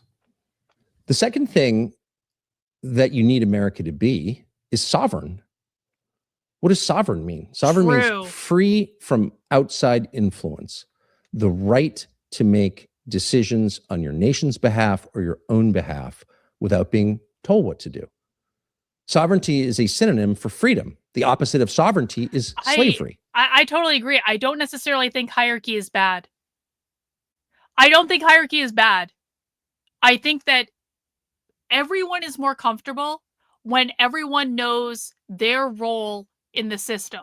And people who are on the lower end of the hierarchy, they need the people on the higher end. And people on the higher end of the hierarchy, they need the people on the lower end. It's not necessarily that, like, one group is better than other people, but it's like you need, in any social system, you need leaders and you need followers. It doesn't work if there are not both leaders and followers. And it's like, I think when we have an acknowledged hierarchy and everyone just knows this is how this works, it creates a more comfortable situation for everyone. Now, I don't necessarily think that we should have a hierarchy in which people shouldn't be able to advance. Like, if you prove yourself worthy of being at the top of the hierarchy, there should be opportunities for you to advance. If you start on the bottom of the hierarchy, there should be opportunities for you to advance up to the top of the hierarchy. I'm not saying that, like, the hierarchy should be absolute, but for people to have some sort of sense of, like, here is who is in charge, here is what our values are, here is how we're operating, that's not necessarily a bad thing. It's just not. Bystander syndrome, thank you for the Rumble rant. Okay, but if we rid ourselves of the stupids, who will work the register? We'll have to figure that out. We'll have to figure that out. Thanks for the Rumble rant. Appreciate it. Where you have no choice. So when your nation is not sovereign, of course, it leads to things like the Iran war, which you do under bribery or threat or both by Israel, which is exactly what happened. And everybody knows that. So you're not sovereign there. But more than that, people lose confidence in their own country. What is my country worth if we can't even make our own decisions? Of course, it gives a lie to the idea of a representative democracy. They're not representing me, they're representing the lobbyists, and not just from Israel, by the way, from every big industry in the United States, from tech to pharma and telecom and all of them. Yeah, AI can work the register. But certainly in Israel. I mean, that's taking place. Yeah, exactly. AI can work the register. AI already is working the register. There are, like, I went to this, like, Dunkin' Donuts at, like, a rest stop in Maine where you just, like, walk up to a computer and put your order in. I see this all the time at McDonald's. There aren't even human beings involved. You go up to the computer, you put your order in, and then your order gets delivered. Like, AI can do all this shit. In real time. And shouting at you that you're a Nazi or a bad person for noticing isn't really adequate. It doesn't answer the question, why is this okay? Because it's not okay. And everybody knows it's not okay. So sovereignty is essential, or else why have a country? Even a monarchy, maybe especially a monarchy, is sovereign. In fact, the monarch is called the sovereign. And that means he gets to make decisions on his own, hopefully with the interests of his people in mind. But certainly in a democracy, it's central to the whole project. But it doesn't just matter to the state, it matters to the person. We have sovereignty as people. We didn't create our own lives, but we're responsible for them while we're here, despite our many connections to other people. In the end, the promise is a free man gets to make free decisions. You can't be forced, I don't know, to take some experimental medicine you don't want. No one can force you to do that. How could they force you? That means you're not in control. You don't own yourself. And if you don't own yourself, who does? So sovereignty is at the core of the country, of any country, but particularly ours. And it's not just a question of the person's relationship to the government. It's the person's relationship, I don't know, to the banks. How can a sovereign person be underwater in debt? Well, of course you can't. Because when you owe more than you can immediately repay, you're effectively owned by the person to whom you owe the money. So debt is an attack on sovereignty. And it's important to say that because no one ever does. And so you kind of move around this society and hear people talk about their credit scores if it's a significant measure of something. Got to have a good credit score. What are you really saying? You have to be worthy of losing your sovereignty to a bank, to a moneylender? So debt is, of course. And hey, we got another Rumble rant from Bystander Syndrome. But that's not a closed loop. AI is expensive. It gobbles up electricity. There could be side effects down the line. There could be side effects of anything, my friend. There could be side effects of anything. Appreciate the Rumble rant. Thanks so much. Has been noted in previous societies, really since the beginning of time, a form of slavery. You do not have control over your life when you owe money to people. Well, of course, it's unavoidable in America unless you're very rich or extremely disciplined beyond what the average person can be expected to maintain. You're going to be in debt. It's hard to do anything without debt. But is that good? Why are we participating in this? Why are we accepting this as the natural order? It's the most unnatural thing ever devised. And it's bad. And that's why every major religion acknowledges that it's not just unhelpful, it's sinful. So it might be a good starting place to say that a society organized around debt at the sovereign, at the national level, but on the personal level, is not a healthy society because it enslaves people. And it's interesting that when you do say that, and if you're ever to use the U word, usury, which is lending money at interest, which is banned, has been banned in many countries throughout time because it is bad, even mentioning that puts you on some list, at least in the minds of the people you're talking to, as like a crazy person, if not a dangerous person. That may be the real third rail, is debt. Complaining about debt.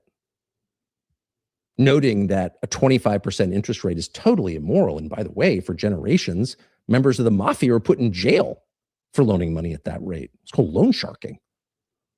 And it was illegal, but suddenly it's common. That's approaching the average credit card interest rate. Your credit card's in your wallet. If you don't pay every month, we'll charge you that. Wasn't Trump supposed to reduce all credit card interest rates to like 10% or something? Didn't Trump promise us that all credit cards were going to go down like significantly? I'm pretty sure he did. And then he didn't do it. Fuck Trump. And not only is it legal, it's more than legal, it's encouraged because your credit rating. And by the way, so distorted is our system that you are penalized under our tax code for not having debt. How does that work? Well, consider your mortgage. Let's say you were to pay off your mortgage. You would have to pay more in taxes every year, which is to say you'd be penalized by the U.S. government for the privilege of not being in debt to a bank. Who thought up that system? Is that real? Well, it is real. And not only is it real, it is once again almost never noted by anybody, but it's a form of slavery. And over time, it gives people the perception, which is rooted in reality, unfortunately, that they're not really in control of their lives. And if you do that across an entire population, it may be useful to you because you want to control what they do, but it's totally degrading to them. And there's no reason that should continue. It doesn't mean you're against capitalism. By the way, what role does high interest lending play in free market capitalism? Are you a communist if you're against it? No. The threat of communism, of course, is not that it's a ineffective economic system. The threat of communism is totalitarian control. Well, if the entire country and every person in it is so indebted that they can't make free decisions, how is that not totalitarian control? Well, of course it is. So stop with that communist stuff. Debt is a form of slavery. And our leaders are so invested in it that they'll attack you for noting it. But it's true, and everybody knows it's true. And so it's important to say that. The goal is sovereignty. No more foreign lobbyists, none. No more control of the agencies by industry, none. And no more government promotion of debt to high-interest moneylenders. It's all of a piece. Third, productive. A decent country is productive. Productive means that you make things worth having, from which you derive joy, that improve the lives of other people, or that just are inherently beautiful. There was a thing called art at one point that was appreciated because it was beautiful. And that's the only reason it was appreciated. It didn't do anything, but it uplifted people's spirits. And that was considered a worthy end in itself. All these assumptions have kind of been erased over the past century in stages, and certainly in the last 20 years, the idea that it is your duty and pleasure to produce something worth having has kind of been lost and been replaced by the idea that the point of work is to make money to pay for all these things, mostly to pay interest on all these things. It's part of the debt cycle. And that it's your duty to do that. And you should forego, I don't know, getting married and having kids in order to do that, to basically to service the debt. And you can argue about, how sick that is. Obviously, it's very sick. But you can't elide past the core assumption, which is that it doesn't matter what you make. And that's a lie. It matters very much what you make. And if you doubt that, consider how we judge past civilizations. We judge them by what they make. In fact, there are many civilizations about which we know nothing, not even their name, not their language, nothing. All we have is the record, the physical record of the things they made, and we name the civilization after that, after the stone knife points or the bowls that they made. The whole civilization, to archaeologists, is summed up by their products, by the fruits of their labor, the work of their hands. But that's true for all civilizations, and we judge them, and we are right to judge them by the quality and the ingenuity and, yes, the beauty of the things they made. Yo, we got another Rumble rant from Bystander Syndrome. I had a thought that maybe the country is just a big casino with constant marketing and also predatory addictive systems to capture you instantly at the beginning. Yeah, that's called social media, bro. That's called social media. That's called social media. I appreciate the Rumble rant. Thanks for all your support today. So if you wake up one morning and your country is really only producing weapon systems and surveillance technology, both of which are probably employed in the service of evil, so there's that, but both of which don't really exist long-term. Weapons technology is by definition expended. Surveillance technology is just ones and zeros. You're in a bad place. If your main drivers of the economy are those two things, plus real estate, reselling the same land over and over, and finance, lending money at interest, the sum total is what? Nothing worth bragging about.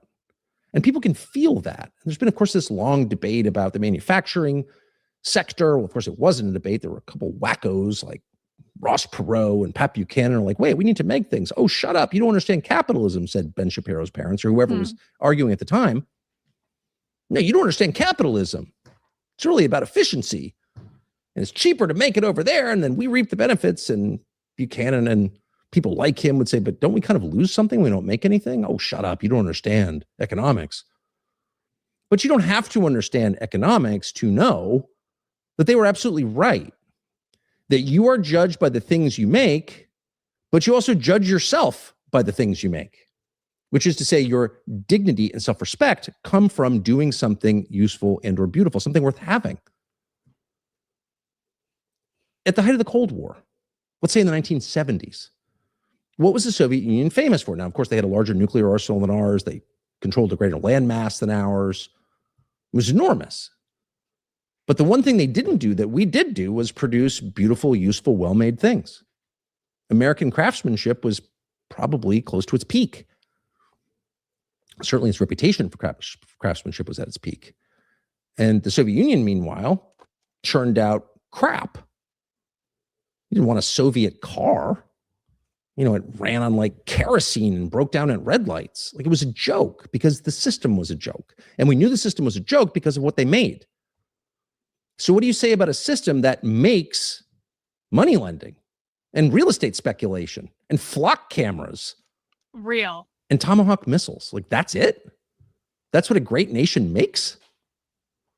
It's shameful and very hard to fix, by the way. And there have been well-intended efforts to fix it. And again, this is the problem with beginning with a technocratic solution rather than the undergirding principle. The undergirding principle is you have to make beautiful, enduring, well-made things in order to respect yourself and have a nation worth defending. That's the fact. Let's start there. What do you do about it? Well, reindustrializing is hard. One place you could start is with our natural resources, the greatest of which is called farmland. America is the greatest, most productive farmland in the world. What does that produce? Well, food. Why do we need food? Well, to survive. That's not a small thing. That's not an ancillary fact about America. That's the core fact about America. America the Beautiful notes our fruited plains. What does that mean? Land that produces fruit. That was considered really significant. It's something to boast about. In fact, sing a song that almost replaced the national anthem. Having a fruited plain was something that people were really thrilled to know.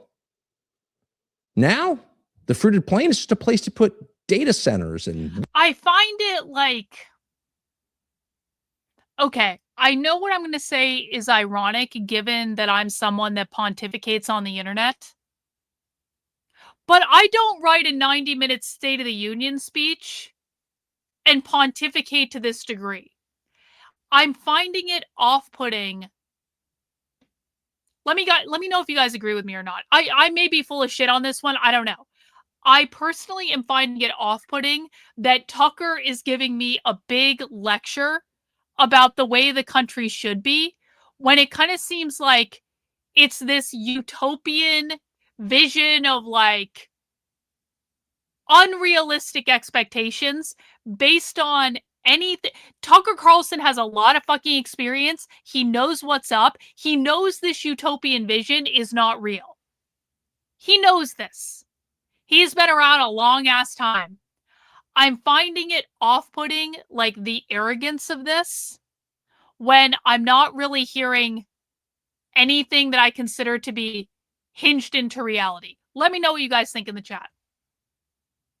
Yeah, he's not wrong that debt is bad. He's not wrong that fairness would be good, but it's just like, okay, yeah, duh, Tucker, but like, okay, so what are you gonna do, bro? What are you actually gonna do about this? You're just gonna tell us, this is like watching a speech on the West Wing from back in the day. It's like, okay, this is like a politician's speech. It's like, guys, everything could be amazing. Sure, in Fantasyland, everything could be amazing. How are we gonna make everything amazing in reality, Tucker?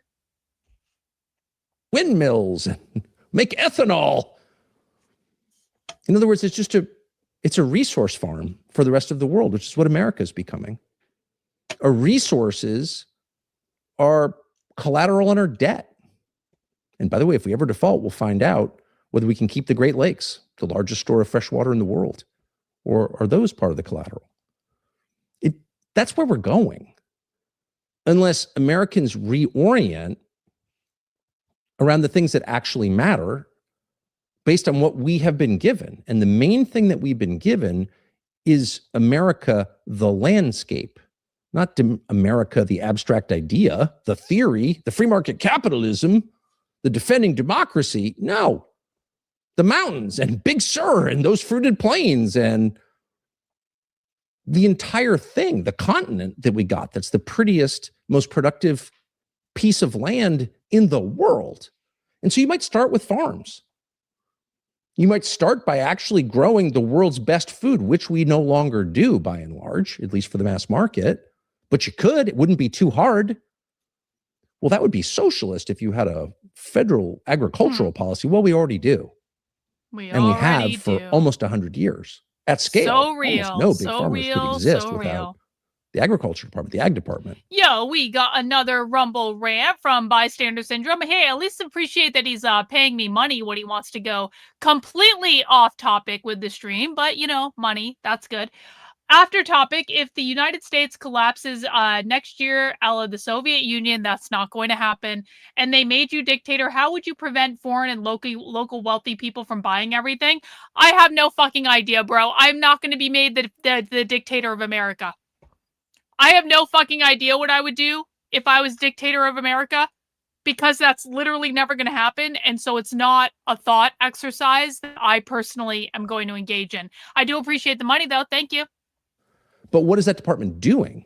It's encouraging them to do things that are totally disconnected from the core mission, which is to grow great and healthy food.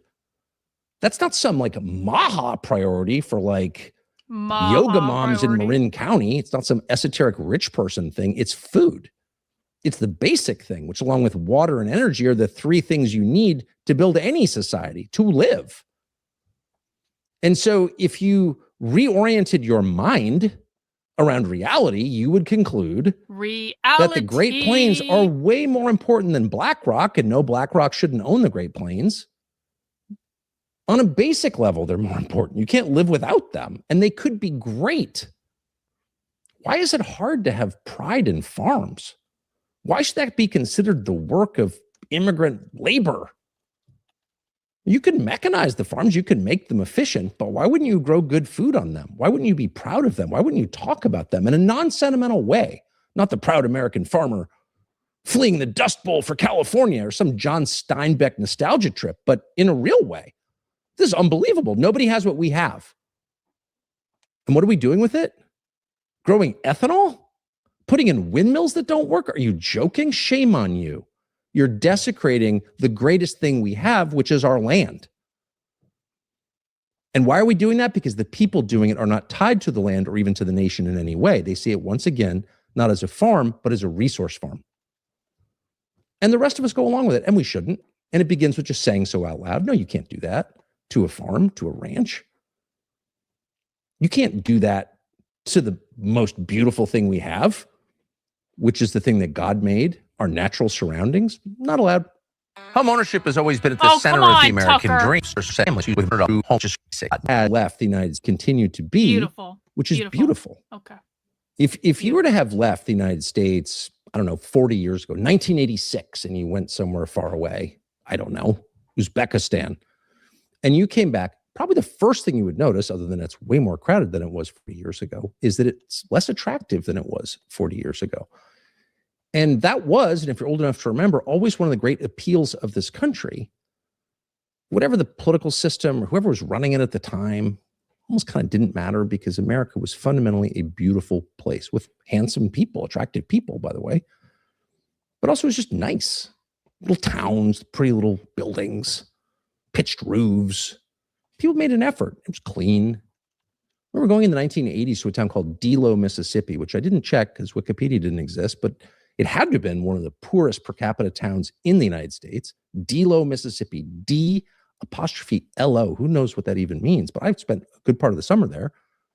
And the first thing I noticed was that the poor people in Delo, Mississippi, this is not patronizing, it's just a fact, went to extraordinary lengths to keep their little houses tidy and pretty. And they were. They had gardens in front and used tires painted white to make paths. I mean, it was really kind of amazing. And it was the first time that I realized that, like, it doesn't take that much other than self-respect and some determination to preserve our birthright, which is the beautiful surroundings around us. Because it matters. Now, why does it matter? Kind of hard to quantify. I'm not sure the Treasury Department can give you a straight answer on why beauty matters, but I'll tell you what you already know, which is this: beauty is ennobling. Being around beautiful things makes you better. Being around ugly things, being bombarded by ugly things, objects, a landscape denuded of trees, filled with dollar stores, bad architecture, disposable crap all through your house and your life and your office, that does not make you better. It demoralizes you. It cuts you off from what is true, because beauty is truth. And it's totally disrespectful to what we were inherited, to the things that were given to us.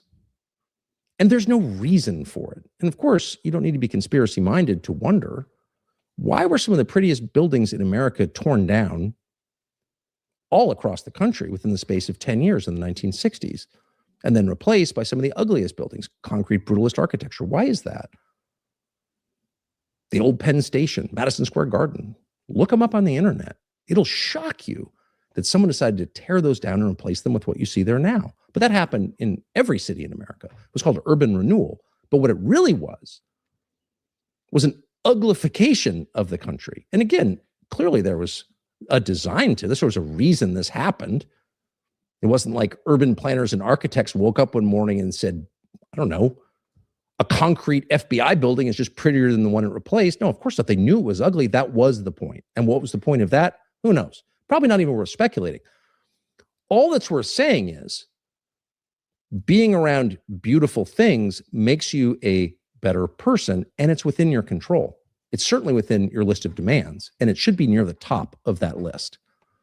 I mean, listen, man, China has some pretty cool shit. Like, China has amazing cities with all sorts of features that we will never get in America. Tucker's not wrong about this. Like, our architecture sucks in America. Everything is ugly. It doesn't need to be this way. things could be if we stopped sending all of our money elsewhere, things could be, do you guys understand how fucking cool this country could be? If we stopped shipping all of our money overseas and we started actually investing in America for Americans and stopped accepting the world's fucking refugees and said, no, no, no, you go fix your country. We're going to fix our country. It would be fucking awesome. We could have so much cool shit. But we can't have that because we are constantly paying for wars. We are constantly paying for bullshit that has nothing to do with us. We are constantly taking in the world's people who aren't assimilating to our culture at all. We end up paying for them out of our own fucking taxes. If we just stopped behaving like abject retards about how we're spending money, everything could be fucking amazing here. And that would include, by the way, cleanliness. There's something about calls for cleanliness that set certain people on edge. Like only Nazis care about cleanliness. Really? Travel around the world. It used to be that when you travel to a country like Pakistan. James, is that really his name? Kunstler? What an unfortunate last name. James Kunstler. What an unfortunate last name. We'll move on. Okay. James Kunstler explains that we build ugly now in his book, The Geography of Nowhere. I'm sure it's a wonderful book. What an unfortunate last name. For example, they would say, I want to come to the United States. Why? Because it's clean. People understand that cleanliness is better than filth. And if you allow your city to become covered in graffiti or let people crap on the sidewalk or don't pick up the trash, that's bad. In fact, it's a sign that things are falling apart. And maybe that's a sign that you want to send. Not clear why you'd want to send that. But it's bad for the people who live there, and not just on public health grounds, not just because it spreads disease, because it's bad for their souls. Yo, we got a super chat from Malcolm. Thank you, Malcolm. Tucker has become tedious to me, and I've been a fan a long time, a little too pedantic, not wrong. No, I totally agree. It's like, I don't think that Tucker is wrong about what he is saying. It's just like, I feel like he's giving me a politician's polished version of like the utopia that he's going to create that is completely unrealistic and is never going to happen. And I'm getting more annoyed as this is going on because this does seem like such a fucking vanity exercise that it's almost like we're going to watch it. Like, I'm actually very excited to see what Nick Fuentes has to say about it after this. But like, this is making me actively dislike Tucker Carlson. I came into this incredibly neutral. I really did. I don't trust Tucker, but there's some things that he does that I like, that I find entertaining, all that stuff. And now I'm just actively finding myself disliking him more and more and more as he keeps going on. You make your bed in the morning. I didn't expect that. No, there's nothing wrong with that. It's important to say so. No, you're not Albert Speer because you care about pretty architecture and clean streets. It's because why wouldn't you do that? If you love your country and your neighbor and yourself, the very first thing you would do is clean it up. That's the very first thing you would do, by the way. And then it goes for crime too, which is optional. We have a panopticon. We have a totally comprehensive surveillance state. There's nothing you say that is hidden. If you have a phone in the room, you can be monitored, and likely you are. There's nowhere you can go that isn't tracked. Your face is all over federal databases. Biometrics is real. If you haven't flown recently, let me reassure you, there's nothing you do that the authorities can't find out about. True. Ever. Well, that raises the obvious question, why are there still rapes? Why are people assaulted on the street? Why is there any crime at all? I mean, as long as you're going to live in a much more efficient East Germany, why wouldn't you get rid of crime? It's called flock safety. Flock safety. So why isn't it safe? Good question. And again, we're only speculating, but we can certainly notice. The point is, it's all optional. Not every country has filthy cities. Not every country has people living on the sidewalk or doing drugs on the playground. You don't have to live like that. You could fix that in a day. There are a lot of complicated problems. How do you make Social Security solvent? I don't know. That's a tough one. Probably could if we tried. But we can be dead certain. We don't have to have a lot of rapes or murders or armed robberies or car thefts or carjackings or junkies living on the street. It's not good for the junkies. It's not good for anybody else. And you certainly don't have to have graffiti on your buildings. What? No, it's not art. It's a desecration of art. And it's on purpose. And anyone who tolerates it is part of the problem. That's a base level demand. If you went to someone's house and there was a pile of feces on the floor, you would leave. I'm not going to eat in someone's house like that. It's disgusting. But we put up with it. In fact, we browbeat anyone who complains about it as like a white supremacist. Not clear why. Why is it bad to demand order? Not fascism, the opposite of fascism, order. How about fascism, and cleanliness? I want fascism, though. No crime. The rest of the world looks on in total confusion. Why do we tolerate this? Why do our leaders tolerate this? We shouldn't, and we should say so out loud without embarrassment. Doesn't mean that you have to go fascist in the way you treat your population. In fact, allowing disorder and rape and murder and carjacking is itself a form of fascism. It is oppression of the population. Fascism is order, Tucker. Allowing your public transit, your subways to be filled with urine and graffiti. What is that? It's an attack on your population. So a call to fix that is liberation from what our leaders have done to us. And it should be a baseline demand. Do not build another ugly public building, period. Do not use disposable materials to crowd our landscape with soul-destroying crap ever again, because we're human beings who need beauty. It feeds our soul. You don't have to be a liberal art major from Bennington to believe that. It is true for every human being at every point in time. Beauty is essential, and a society that does not produce beauty probably won't continue, and we want ours to continue. The next thing that America needs to be, and it's worth saying so out loud, is healthy. And that means, of course, physically healthy, but also spiritually healthy, clear-eyed and bright. It's not shameful to want that. There was a time when health was taken for granted as a goal, when being physically robust and mentally alert were kind of expected. And of course, not everyone met those standards, very much including me, but those were the standards. But at a certain point, as part of the general decay and perversion of the society, health became redefined into something that doesn't resemble health, and the goals changed. So it's important to restate them. What does health mean? It means being physically robust, capable to the extent you can be, active, and it means being clear-minded. It means being sober, actually. And we're very far from both of those things because nobody seems to have the courage to just say it out loud. What is health? Well, health is sobriety, actually, and physical vigor. So you can start, and Bobby Kennedy, to his great credit, has articulated this well, with better food. Shouldn't be eating poison. You should know what's in the food. The government does have a role in regulating food, of course.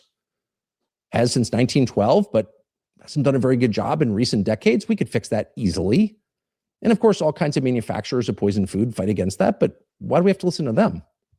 And we should call that out again and again and again and again. But it's too limited to say that's what health is. Health is much more than that. Health conveys a joy of living, happiness to be here. And again, above all, a clarity. Like you're happy to be here because you know what's going on. And there is enormous societal pressure not to note that. And to give in to the assumption that, well, there are some things that are just really tough, so tough that you need to be addled in some way by a pharma product. Weed, you seem to unrelax with weed or alcohol or There's whatever. nothing wrong but with not that. Just that. In fact, those are hardly the most Tucker. insidious because they're the most obvious. You know what? Drunk You know people what? are easy. I'm so fucking sick of people shitting on weed. I would not be fucking functional if it wasn't for weed. This is the God's honest truth. I would have gone insane a long ass time ago. If I understand that there are some people that abuse it, and I understand that not everyone is in favor of it, and I don't want people smoking it in public either. I don't want to smell that shit in public. I totally fucking get it. But you know what? I am more productive than like 90% of the population. And most of the time when I am working, I am high. And I wouldn't be able to do this shit. And I would not be able to maintain my fucking sanity if I couldn't smoke weed. You want to see me start yelling again like I did a couple years ago where I was constantly fucking pissed off? Then take fucking weed away from me. Because I'm sorry, like I am more productive, I am more creative, I am more focused, I am much fucking nicer. I'm better at what I do, I'm more intuitive. So I'm so fucking sick of people shitting on weed and saying that no one can be productive if they're doing like bull fucking shit. I would match my productivity against like literally any motherfucker on the internet, including Tucker Carlson. I probably produce more in a single day than I probably produce more in a single fucking day than Tucker Carlson produces in a week. Please. No, I didn't miss the point, bro. You missed the fucking point. You missed the point, asshole. To spot weed smells. Benzodiazepines are totally hidden, and the effects aren't obvious either. And they're prescribed up and down for everything. Flying on airplanes, going to meetings. So are amphetamines, taking tests. There's almost no natural human activity in the United States. Yeah, if we didn't, do you understand that we would know nothing about queer Marxism if we didn't have weed? Do you understand how much queer Marxism we have trudged through on this channel? Do you really think this would be possible if we didn't have weed? Like, I'm not saying you have to do whatever you want, but come on. That doesn't seem to require a pharma product, whether it's having sex or going to sleep, the most basic functions of all require pharma products. And of course, the result is that the overwhelming majority of Americans are on something. Is that a net win? Well, of course not. That's measurable through life expectancy, hospital stays, the rest, the cost of healthcare, all the normal ways to measure it, but it's also measurable in the way that you interact with other people. If someone is using SSRIs, benzodiazepines, Valium, Xanax, amphetamines, Adderall, is that person fully him or herself? Is it really that person? I agree with that, actually. No, SSRIs obviously. are crazy. Any more than someone who's had 10 shots of vodka is the same person you saw this morning at breakfast. No, different person. So if you have a whole society... Not true of weed, though. ...that's under the influence, if everybody's on something, what do you have? Well, it's not kind of the country you had before, and it's a less human country. Because the truth is, some things are unpleasant, and we are meant to endure them in order to learn something and grow and become better and hopefully survive. But suffering is part of it. It's part of it. And no one wants to say that, but it is a fact. And so, because people aren't willing to say that, sobriety is no longer the goal. And it should be. It's not esoteric. It's not weird. It's not like some eccentric desire to be sober. Everyone should be sober all the time. There's nothing wrong with that. What's wrong is what we have now, where everyone's half-addled and you talk to your boss at work, this has happened to me, and you see that kind of vacant shark-like stare that suggests like no real human emotion. What's that? What's called Xanax. It's also physically addictive and you can die going off it. But doctors are prescribing that for years, really? Same with Adderall. It makes you crazy. It gives you mental illness if you use it long enough, but people do. Why is that okay? And why the social sanction for saying so out loud? Again, you can impute your own motive. There's clearly something going on here. We can't even guess as to what it is. It almost looks like an intentional effort to wreck a population, but the point is we're participating in it. And we shouldn't. It doesn't make you weird, some chia seed eating health nut, to not take drugs, including drugs that are prescribed for serious illness. Like maybe all of those aren't necessary. I don't know. Let's have the conversation. It's not good. And so how do you fix it? Again, by saying, once again, it's not good. Health is the goal. And the closer you are to natural design, the closer you are to health. You weren't made for this stuff. And just because someone tells you got this new life-enhancing thing doesn't... Yeah, exactly. Hypocritical Tucker, he mass consumed. Yeah, exactly. I don't smoke. Not if I don't really give a fuck if people do. I don't smoke. I don't drink. I'm not on psychiatric drugs. Like, you know, whatever, Tucker, whatever. Glass houses and stones and all that stuff. Doesn't mean it's actually life enhancing. It may be new, but it definitely doesn't mean it's better. Thank you, Dietz. Appreciate it. And so as you think about this and assess it, I mean, it's all obvious stuff, but you begin to realize that we've been manipulated as citizens, but mostly as consumers. And if you wake up and your main role in a society is as a consumer, it's a problem because you're diminished by nature.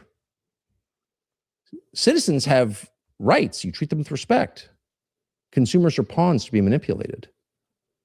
And so it's important to note that we have been manipulated and that health is the goal. A healthy society is a goal. You go to an airport or Walmart and lots of people are fat and tattooed and kind of Nothing depressed wrong with looking. tattoos, Tucker. And you think, well, you know, which came first? Are you fat and tattooed because you're depressed? Or are you depressed because you're fat and tattooed? It's possible it's the latter. Living with self-respect. Yeah. You know what? Even when I was bigger, I never fucking hated myself. I was not depressed because I had weight on me. I was depressed because I was gang stalked on the internet every day of my life for 2 fucking years. And my tattoos, and like, are you depressed because you have tattoos? My tattoos are fucking awesome. What are you talking about? What the fuck? I am so sick of being morally lectured to by people who, quite frankly, are not as productive as me, not as successful as me, not as fucking smart as me. It's like, literally, go fuck yourself, Tucker. I fucking love my tattoos. Respect improves you and everyone around you. And no one loves us enough to say that. Instead, they're like, be you. You're wearing your pajamas with face tattoos at Walmart, and that's okay, but it's not okay. And you know it's not okay. And no one thinks that's actually okay. And anyone telling you it is okay doesn't love you. In fact, probably just the opposite. Cozy Earth. There's got a big following. Because this is really like the most boring thing ever for really pissing me off. But lying is bad.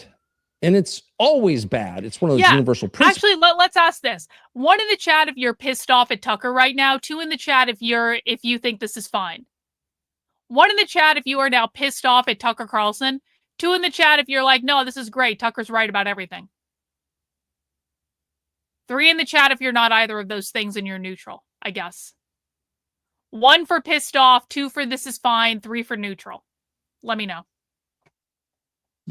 Referenced earlier, that never changes. It is always bad to lie. You may have excuses for it, and they may be valid or sound valid, but it's never a good thing. And you can never tolerate it, at least officially. We always have to say it is wrong to lie. And that has to be expressed, by the way, in the legal code.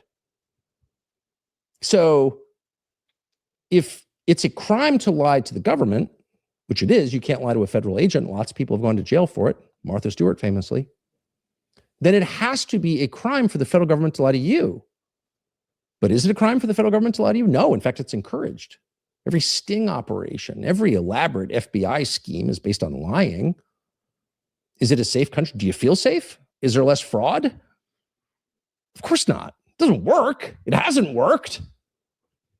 But it's the law. The law reflects the truth as of right now, which is it's totally fine for your leaders to lie to you. It's a crime for you to lie to your leaders. And that has to be fixed in order to get back to equilibrium because it's insane. And it sends exactly the wrong message, which is it's their country, not yours. True. Well, of course, it's all of ours. Lying is bad. And unless you continue to say that, in fact, it's an unacceptable disqualifying sin in a leader. If you found out your spouse was lying to you, where were you last week? I was on a business trip, but actually you're in Barbados. That will significantly affect your relationship. But for some reason, when our leaders tell obvious lies to us, it's about the Iran nuclear program. No, really, it's the Iran nuclear program. Nothing to do with the Iran nuclear program, which you told us you eliminated. Yeah, bystander syndrome over on Rumble. Thanks so much for the Rumble rant. More like the state of bloviation. That would have been a great title for the stream. Missed opportunity on my part. Thanks so much. Appreciate it. Last summer. So clearly you're lying. That's the moment at which we should stop and say, not accepting this.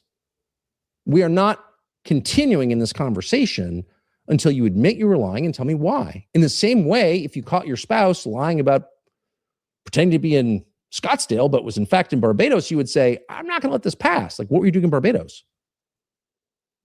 We do not have that posture with our leaders. We allow them to lie and to penalize us for lying. And that's really the basis of a lot of the unfairness and corruption that we endure and that has sapped the faith of most people in their government and even in their nation. The permission of lying. Again, it's realistic to accept that people do lie. When pressed, they tend to lie. That will never change. But our acceptance of it is what has to change. And it can. And the main place in a relationship with the federal and state government that it can change is on classification. So what is classification? Classification is the lie that the majority of the big things government is doing are too important to tell you about. True. You're not allowed to know because if you knew, somehow we would all be less safe. Well, that's a lie. And of course, the main reason that over 1 billion federal documents are classified is in order to give the people running the government the ability to do whatever they want, including enrich themselves, steal, defraud your money, and strip you of the right to do anything about it because you don't know what's happening. So this is noted by all normal people at all times. Evil thrives in darkness, and sunlight famously is what? The best disinfectant. But there's no effort to disinfect our rulers.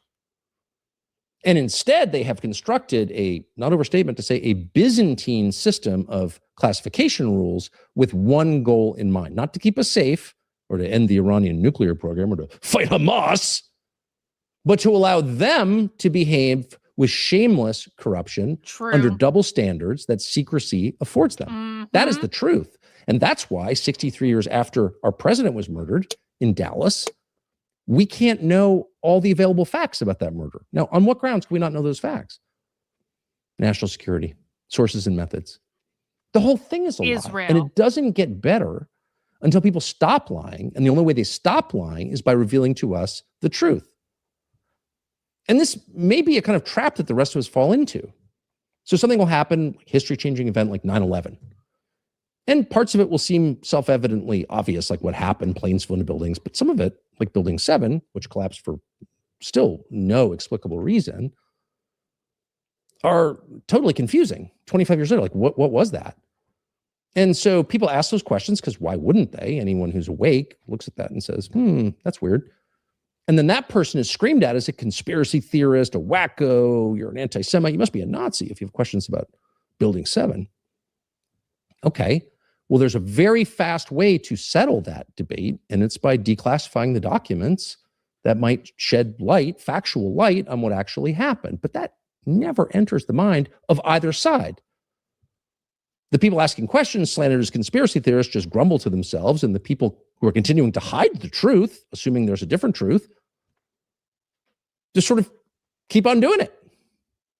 And so if you want to restore honesty, and you really have to, because a lot of the things we're seeing now could not happen in an honest system, certainly corruption couldn't happen, the first thing you have to do is demand ownership of something you already own constitutionally, which is the government's work product.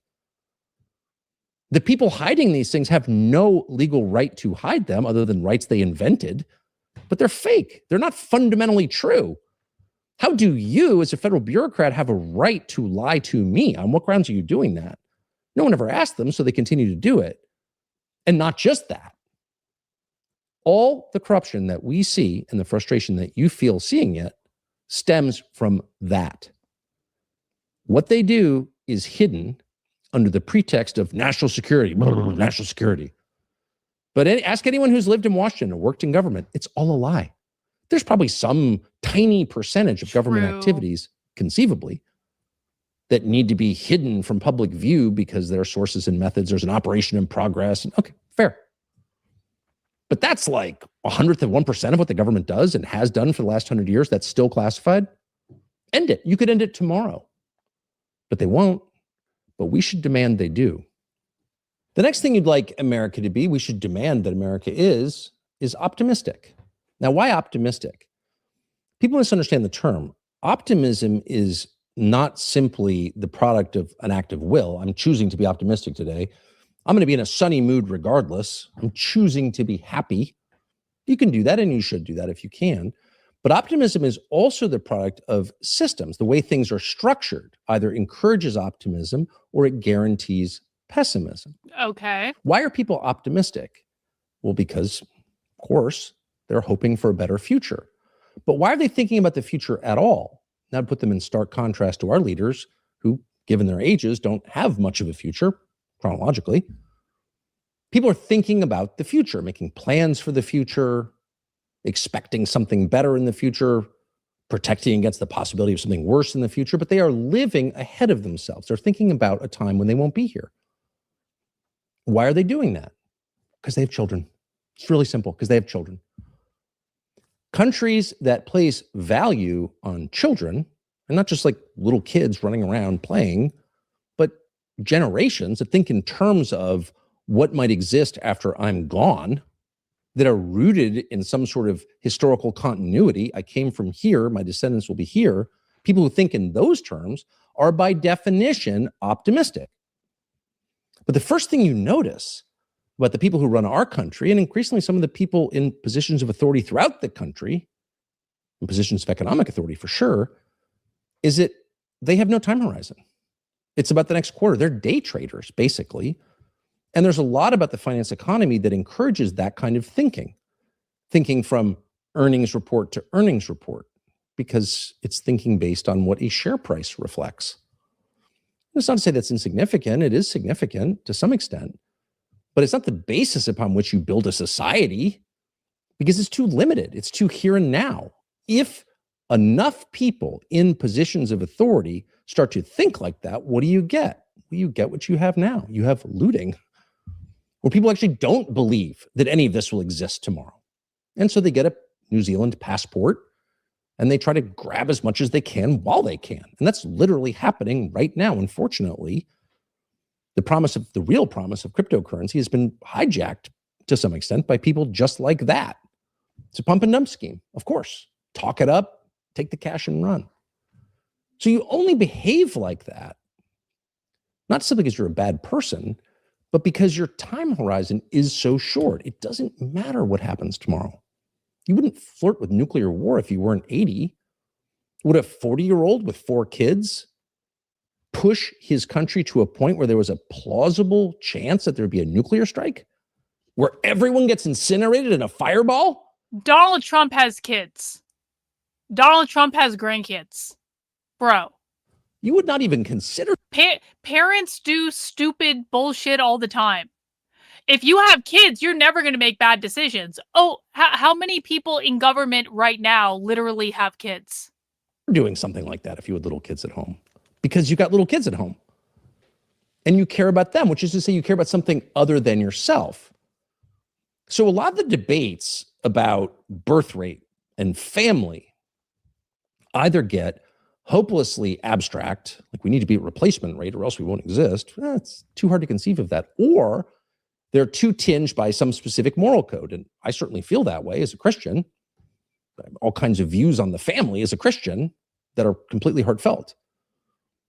But they don't necessarily apply to everybody, because not everyone has my religious views.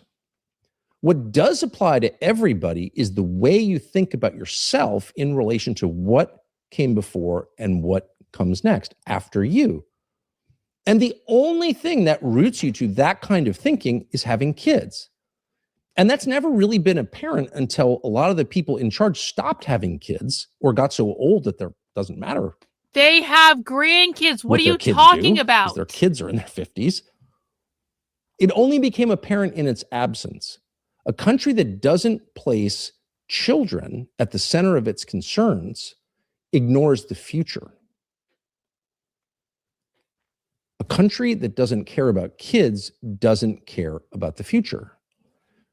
And in every possible way, this country, painful as it is to say, doesn't care about kids. And you can measure it any way you like, the number of kids who are reportedly abducted or raped or sexually abused, the Epstein story, just to give one among many possible examples. The state of our education system, the fact that AI is going to eliminate any life possibilities for an entire generation of younger people. And baby boomers are still thinking about how to put a new roof on their place in Sea Island. Like the whole mindset, not to be mean, but of that generation, that I'm the only thing that matters and kids don't matter. That mindset is not only ugly and probably immoral, but it also gets you to a place where everything about your society is distorted because people are living for themselves in the here and now and not for tomorrow. So no wonder nobody builds beautiful buildings. No wonder people don't take the time to think about the aesthetic component of anything, because does it really matter? Of course not. It's all fast food at that point. So it's important to know that there haven't been many societies like ours in this way. And even now, if you travel ever outside of our borders, one of the very first things you notice are little kids everywhere, because people in a healthy society have children, not out of a religious obligation or a sentimental attachment to children, but because that is the biological imperative of every person. That's like the main thing you do as you're alive, is reproduce. And it's really only in the United States and Western Europe and Canada and Australia that it's somehow obscene to say that out loud. It's considered weird or dirty, or like you're an Amish person or want to strip women of their rights or something. You're a freak if you think that. Barefoot and pregnant in the kitchen. No, normal people around the world care about their kids most, have as many kids as they can, take great joy in their children, because they know what all people have always known, which is that is the main source of pleasure and achievement and joy in this life. And in the end, those are the strongest ties that you'll have as a human being. Your children are apt to care about you a lot more than your employer or the federal government or Senator Tom Cotton of Arkansas, who's trying to save you from Islamic jihad. Your kids are probably a little more important.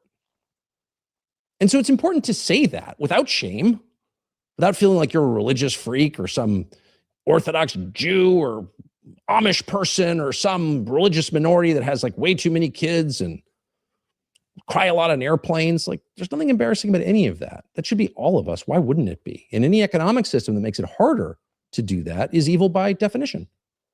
If you strip from people their main source of joy and satisfaction, their genetic inheritance, their ability to pass on their genes to another person, are you their friend? Are you their benefactor? Or are you their blood enemy? Well, of course, you're the last thing. You're their blood enemy. It's important to say that. And you don't have to be Mennonite to do so.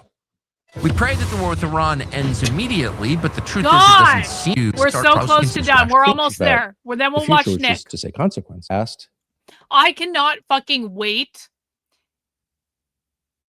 I cannot wait to watch Nick Fuentes tear Tucker a fucking new one. It just really, like, I was not angry at Tucker before this, and now I am.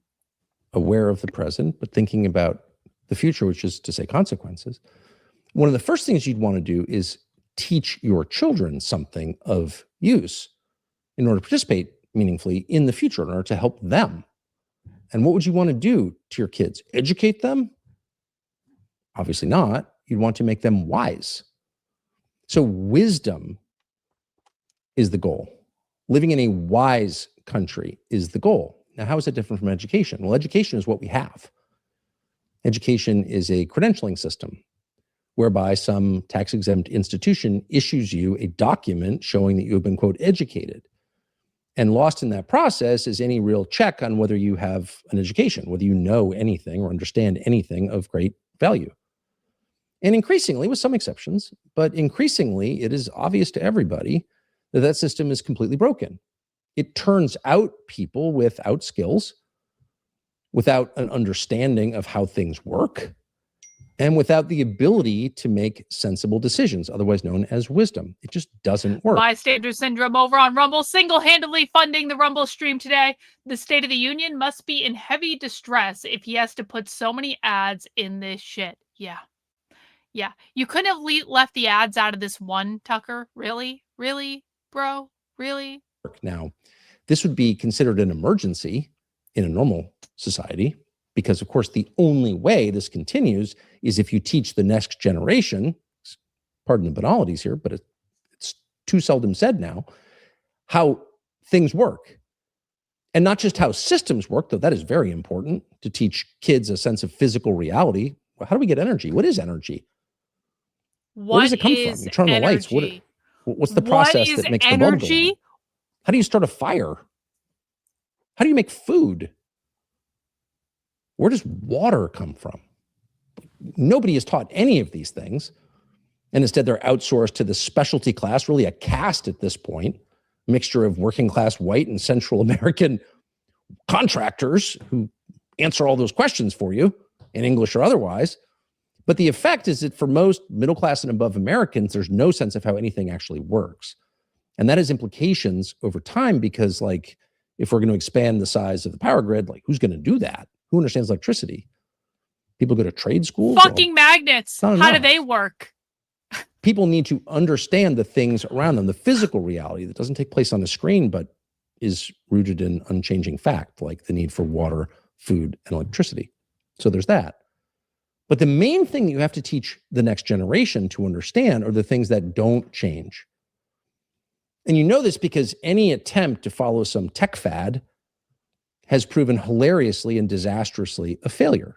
So there was a push 15 years ago when the tablet came out, the iPad, to get every kid has to have an iPad to learn on the iPad.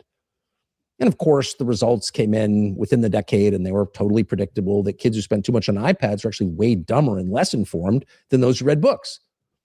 But none of the educrats who pushed that, who could have seen that coming, money to do it, ever apologized or even acknowledged that it was wrong. Just like every educational fad, new math. I mean, this goes back 60 years. We're going to do it a totally different revolutionary way. Your kids, without really working hard, are going to learn a ton. And of course, every successive generation has become more and more ignorant, and the internet has accelerated that. So what's the antidote to that? How do you fix that? And if they're your kids, it really matters, despite the fact that almost no one in authority in the Congress. Bystander syndrome in with another Rumble rant. Tucker is such an idiot. Everyone knows food and water spawn at the grocery store around 4 p.m. Yep, true.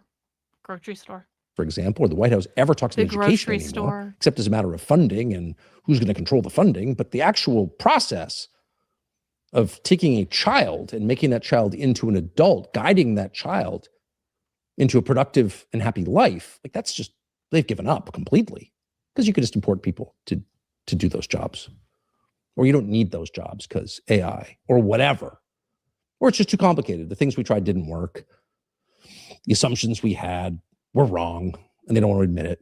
So basically there's no effort to educate the next generation, except maybe in engineering or software coding. Oh, but wait, those are now irrelevant because of AI. So it just shows you the limits of trying to figure out what the next important thing is going to be. You're almost always wrong. In fact, it's hard to think of an example of American, say, university administrators getting the next important trend right. So it might be worth just returning to the eternal goal instead of acquiring ephemeral wisdom, knowledge rather, instead of trying to figure out how to code. It might be worth teaching your children about the things that don't change, like human nature. Human nature is unchanging.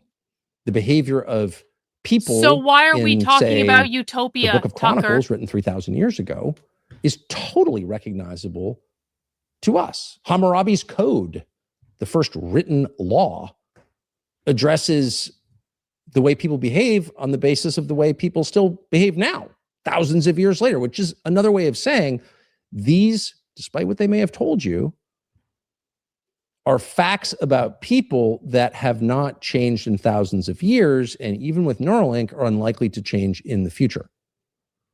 And so why not explain them to children so that they can have the benefit of wisdom, so they can understand the world around them and make good decisions on the basis of what they see? Isn't that the whole point of the exercise?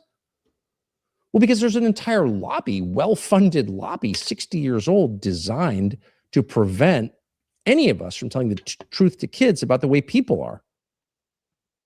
And don't want to be divisive and name it, but basically the entire education establishment, and it's one of the best funded establishments in America, exists to lie to kids, to your kids, to their students, about the way people are, and begins with the assumption that everybody is born a blank slate and that we're all the products of whatever inputs from our society or systems enter our heads. And that's a freaking lie. And if you actually believe that, if you believe, for example, that men and women are identical and that they're just like called men or women because their parents decided to call them that 3 weeks after they were born based on their mood that day, if you really believe that, you will not have a successful marriage. You will not be successful in the workplace. You will not be a happy person because that's not true. And if you spend your life at war with reality, at war with nature, you're not going to win because it's not up to you. So it might be worth reorienting the whole project around reality. And by the way, it's measurable.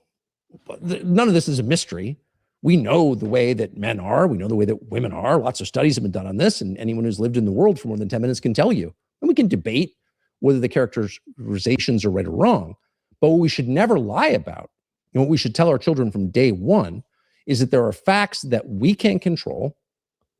There are pre-existing facts about people and the world that we can't influence, and that you either roll with them or you don't. You accept them or you fight them, but you can't change them. That's the basis of wisdom. And there's no organized effort to do that at the primary, secondary, or college level. And there should be wisdom. We want wise leaders replaced by the next generation of wise children. The second to last thing America should be second to last. Decent, pro-human, in favor of people, putting the needs of other people before the needs of, say, systems or machines or abstract concepts. Kind of sounds like communism there, Tucker. Kind of sounds like communism that you're describing. That's communism. Decency, caring about individuals. That's always been obvious that the United States was a decent country. There's no other country on earth where you can break down and ask directions and get them quicker from a larger group of eager to help strangers. There's no country that loves dogs more. There's no country that's sweeter in some ways than the United States. But in recent years, decency has been under attack, and not just sexual decency, the decency police, but human decency, kindness, regard for others. When you see your Secretary of War jumping around like a deranged, bloodthirsty monkey calling for the murder of innocents, and no one says anything about it, then you know we've taken a path that nobody can be proud of. And by the way, the idea that there is a Department of War is itself an assault on decency, because what is the point of war? It's to defend yourself. Only an indecent country wages wars if it doesn't have to. And the only reason ever to wage war, to kill people, is to defend yourself. That's why it was always called the Defense Department, at least for the past 80 years. The Defense Department. We are defending ourselves. And if we can't say we're defending ourselves, we're not doing it because we're decent. And in the course of defending ourselves, if we murder people, and it is murder, who committed no crime, pose no threat to us, who are non-combatants, women, children, we're going to apologize for it. And we're going to call it what it is, which is a crime against international law, but more importantly, against decency. And when another country commits genocide against a population, kills tens of thousands of children, as our closest ally has, as countries tend to do, by the way, it's a recurring theme in history. Israel's not the only country that's committed genocide, and neither is Nazi Germany. It's happened a lot. But when that does happen, we're not going to pay for it because it's disgusting. It's not hard to say that. In fact, it's a relief to say that because everybody knows it. And if you blow up a girls' school, you're going to say, I'm sorry we did that. In fact, we'll pay you restitution because no child, no schoolgirl deserves to get blown up by a Tomahawk missile or double tapped. And if we did it or the Iranians did it or Israel did it or Sri Lanka did it, it doesn't matter. It's always wrong. And we uphold that standard not simply because we care about pupils at a girls' school in Iran, but because we're above that kind of behavior. We won't tolerate a Secretary of War. And if we have a Secretary of War, we're certainly not going to tolerate him jumping around like a hyena, talking about murdering people. Not because we dislike him, we don't, but because it's our country and we're better than that. And other people may behave that way, but they're savages. And that's why they're not us. So the point is you lose your self-respect, your capacity to respect yourself when you allow that kind of behavior. And you also, it's totally possible, face some kind of eternal penalty when you allow that kind of behavior. Maybe some of this metaphysical stuff is real, and maybe there is punishment for people who blow up girls' schools. Just guessing. But what if there is? You want to risk that? But even if you don't believe in any of that, you could have an entirely materialist worldview and still know in your viscera that it's wrong to kill kids. They didn't do anything wrong. And if it's okay to kill people who did nothing wrong, then what is our justice system? Which is based on the idea that we only punish the guilty. And if we punish the innocent, it's by definition not justice. So if we're participating in something like that, we're risking everything. And over time, why would you fight for that?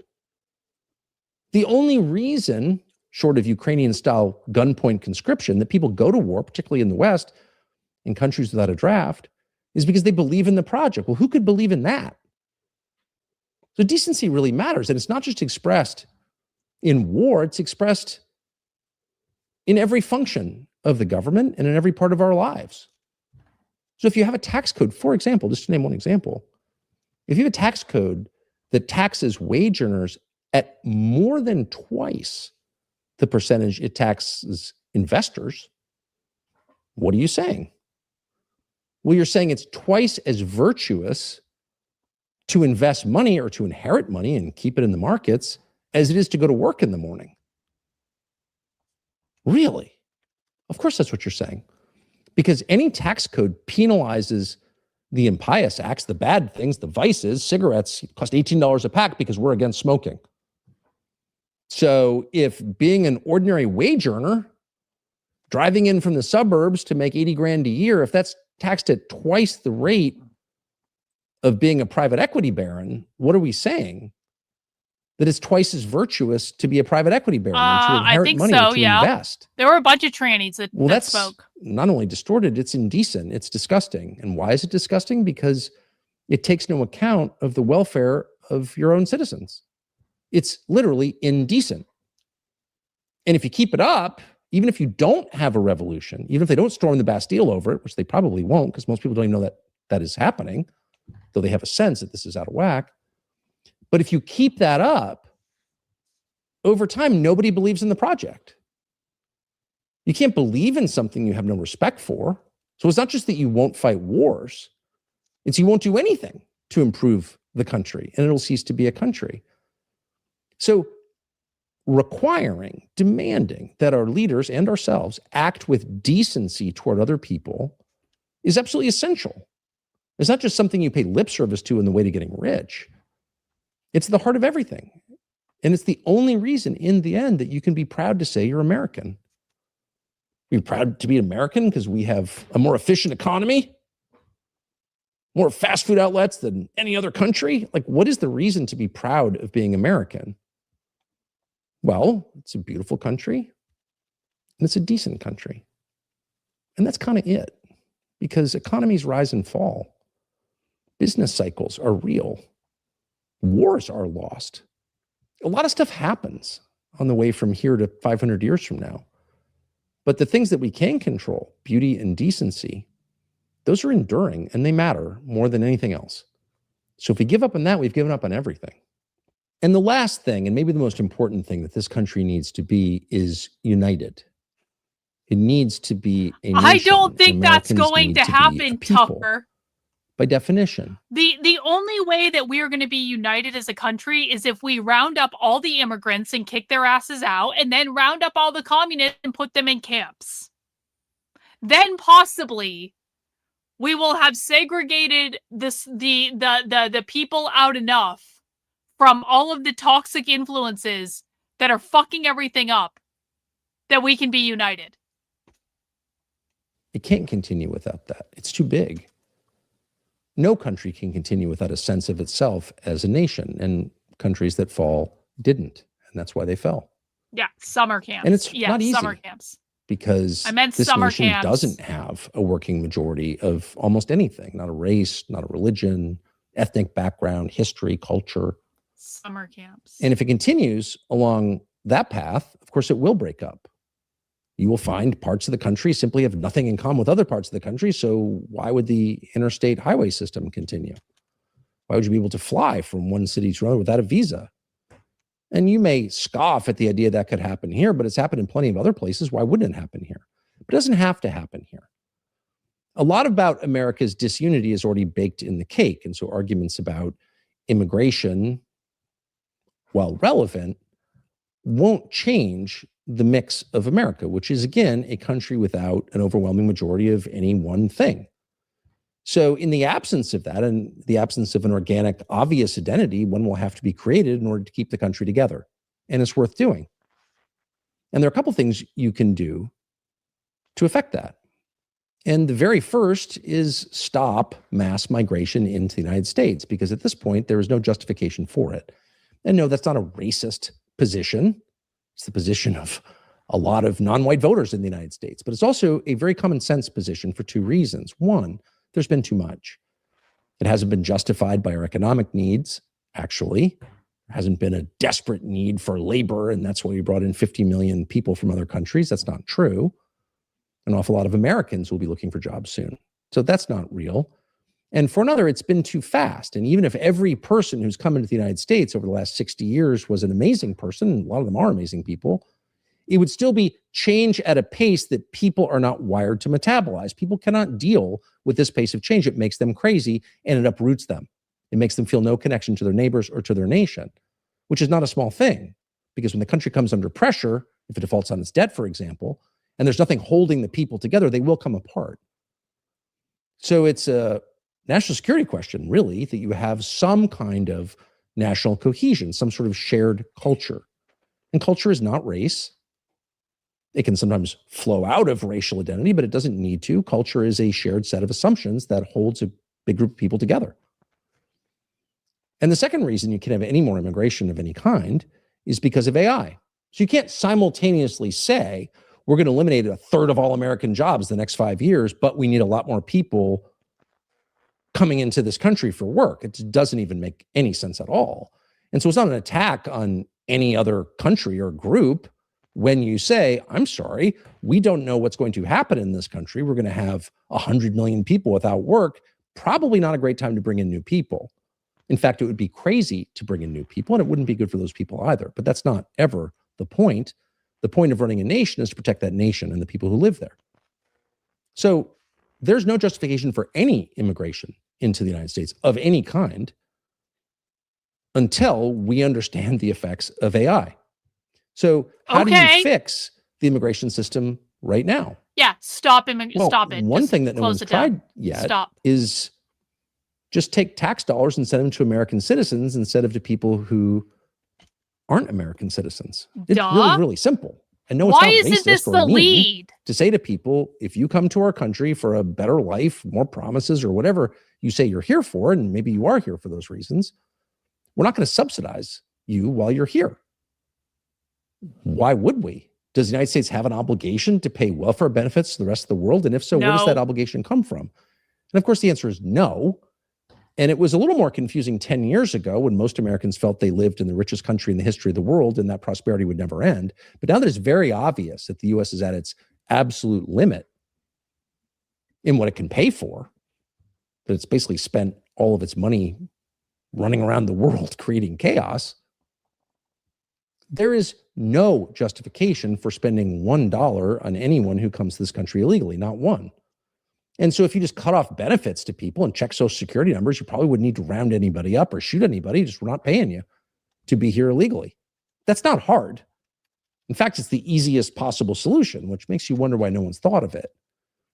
And by the way, there'd be some people who stayed anyway and made their own way, and they might be Malcolm! a net addition to your country. Thank you, never Malcolm know. W's. Good sir. But you would never, Thank you. unless you were insane or hated yourself or your nation, you would never pay people to come here illegally, like ever do that. And anyone who disagrees can explain why you would do that. And no one can, of course, so they call you racist. But that's not racist. It's just obvious. And the second thing you would do, if you wanted to truly unite the country, would be to pick a language. And that language is English. English. There is no W. fact Tucker. Okay, we're of back. a culture more English. important than the language the people speak. Mm-hmm. In some ways, language is culture. It is the thing people from different backgrounds and, yes, religions and races share. They're united in a language. They read the same books. Language shapes the way that you think. So people who think in a language think a certain way. If you haven't traveled a lot, maybe you don't know that, but when you go to countries, if you go to Finland or Hungary, countries in which, a total of 15 million people globally speak between those two countries, and you'll notice people think a little bit differently.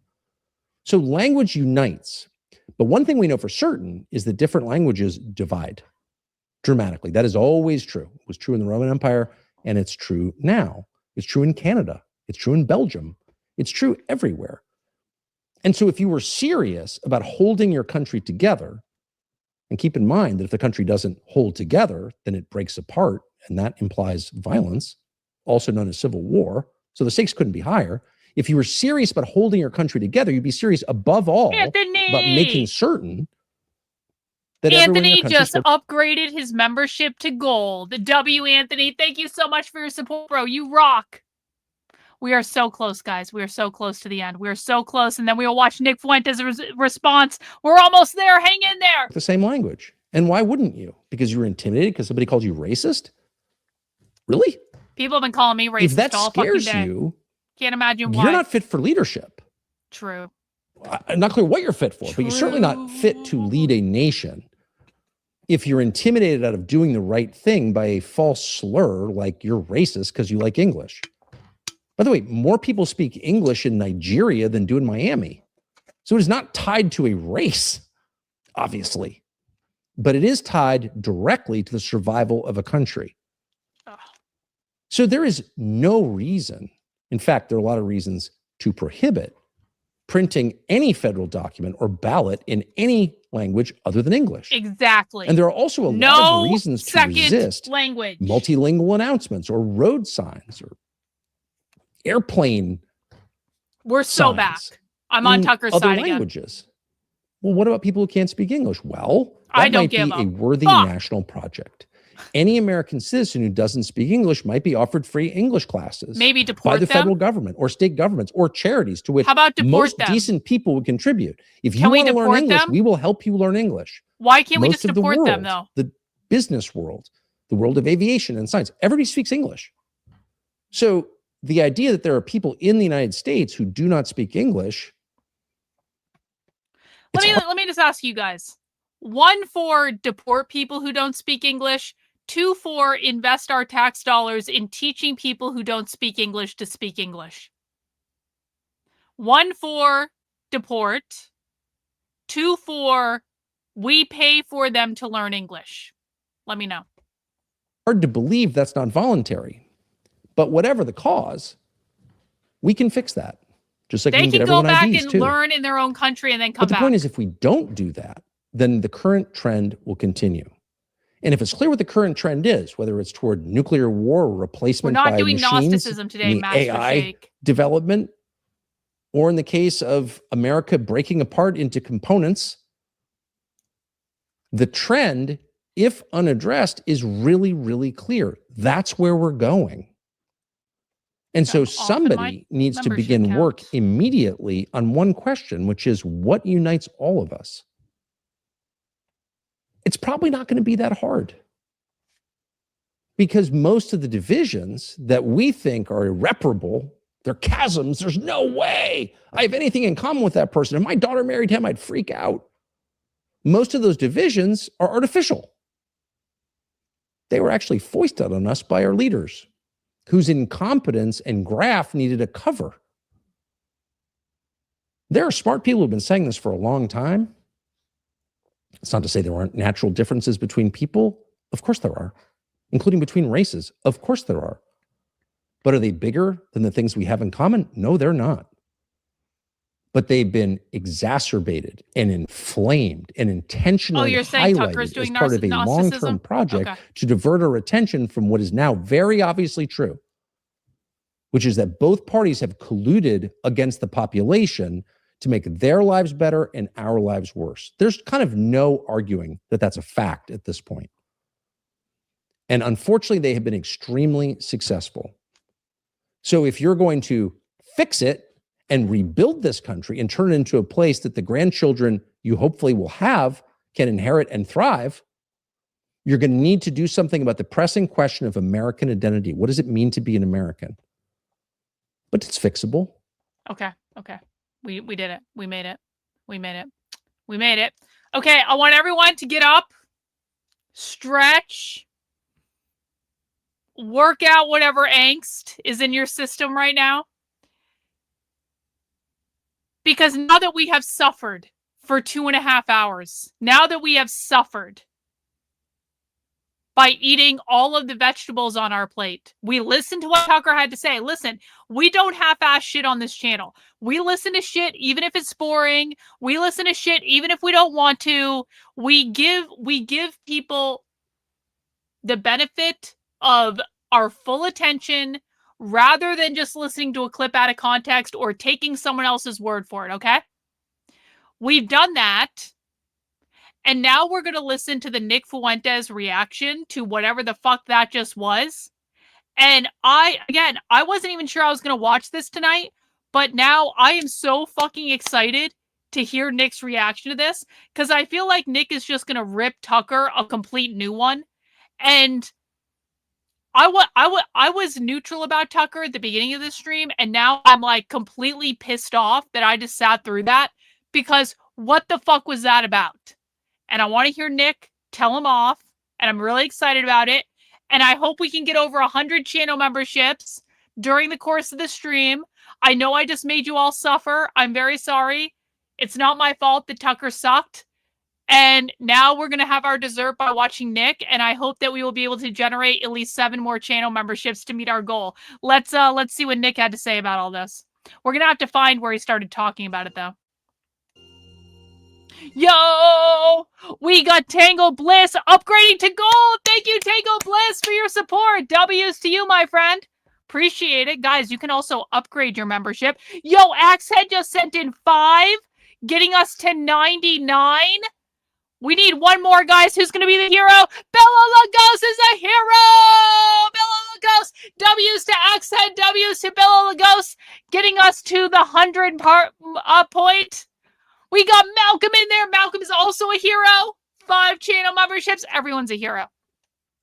Everyone's a hero. Everyone who gave a gifted channel membership today is a hero. I think I just saw Dumb Phone coming in. We got Dumb Phone as the hero today as well.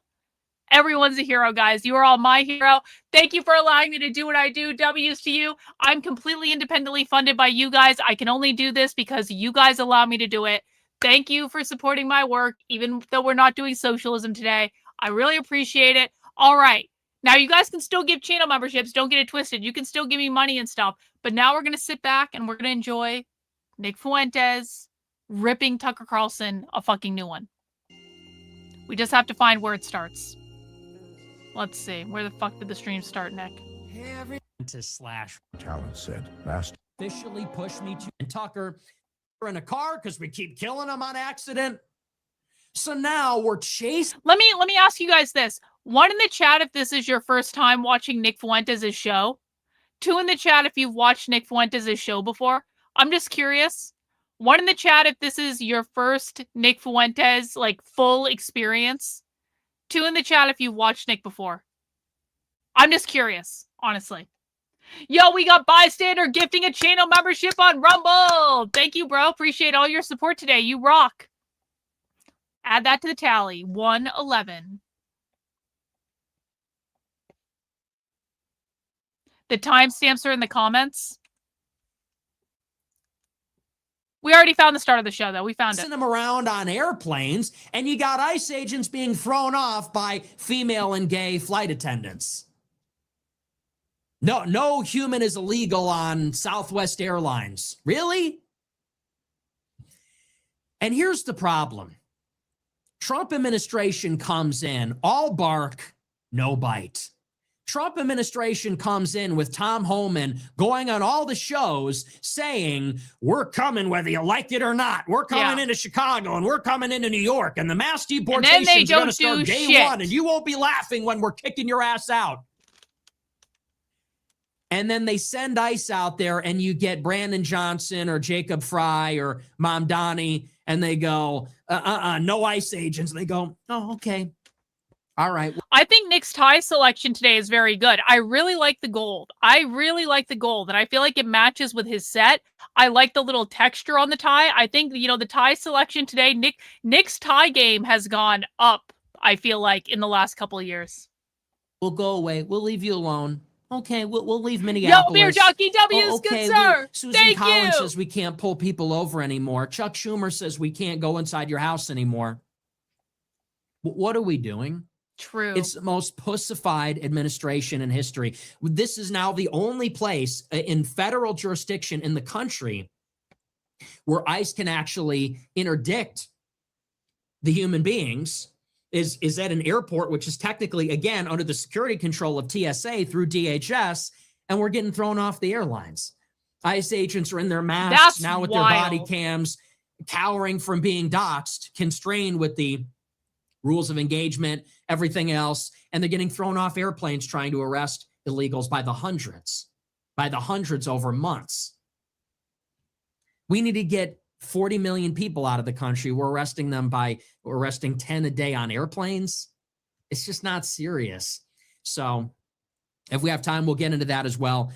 Should be a pretty good show. Before we get into it, I want to remind you to smash the follow button on intro. You get asked like that. We're fast forwarding. When some grubby fingered Gentile walks up to the counter and just says the absolute stupidest thing you've ever heard in your life. He goes, I don't know what you're talking about. That suit is not green. On bait. Sometimes I just can't. It's hard to cope with this increasingly as I get older. Okay, so that's the group chat that you can get in on all the fun. America First Plus. Please relieve my suffering. If there's anybody else that wants to join the group chat besides that person, that'd be great. That's America First Plus. Okay, we're gonna dive into the show, and I want to talk all about this Tucker Carlson 10-point plan. Let's talk about it. Let's talk about it, Nick. Unbelievable. I mean, I truly was shocked. I'm sure you all saw yesterday, Tucker Carlson hosted a dinner at his family barn in Maine with Marjorie Taylor Greene, Thomas Massie, and Joe Kent. And what do all these people have in common? All these people were thrown out of government, thrown out of the Republican Party by Trump over their opposition to the Iran war and the Epstein files. Or I should say the Epstein cover-up. Marjorie Taylor Greene resigned from Congress a couple of years ago because apparently there were death threats against her family, and Trump did not take that seriously enough, is what she said. W's, bro. Thank you so Marjorie Taylor much. Greene joined with some of the Republicans to force the release of the Epstein files after Congress came back from the recess last fall. She resigned. Thomas Massie was defeated in the primary earlier this year after Trump endorsed his opponent, and the Israel lobby came in with $20 million in outside money for the opponent as well. He lost his race, losing the nomination. He'll be out of office in January. Joe Kent was the head of the Counterterrorism Center, I believe under the ODNI, Directorate of National Intelligence. He resigned over opposition to the war in Iran. He's been an outspoken critic ever since. And as you know, Tucker Carlson only recently broke with Trump and said he's formally leaving the Republican Party for the same reasons. Opposition to the war in Iran and opposition to the cover-up of the Epstein files. We got 5 channel memberships from, are we saying this Sphincterine? I hope I'm pronouncing that right, but I'm kind of scared that I might be. W's to you, good sir. Thank you so much for the 5 channel memberships. Really appreciate it. So they all got together the other night. Soon-to-be former Congressman Massie, former Congresswoman Marjorie Greene, former head of the Counterterrorism Center, Kent, and Tucker. They all huddled and convened in Maine, and they posted a picture online teasing what many people thought might be the launch of a third party. And many people speculated that they were getting together to coordinate and organize some kind of America First, nationalist, populist, third party for 2028 that might field a presidential candidate or maybe might field congressional candidates. And this will be either some kind of splinter group, some kind of splinter faction that might pressure the Republican Party, or it might even become a viable third party movement. This was the speculation. Other people said that potentially Instead of Tucker Carlson glycerine, was yeah. considering running for president.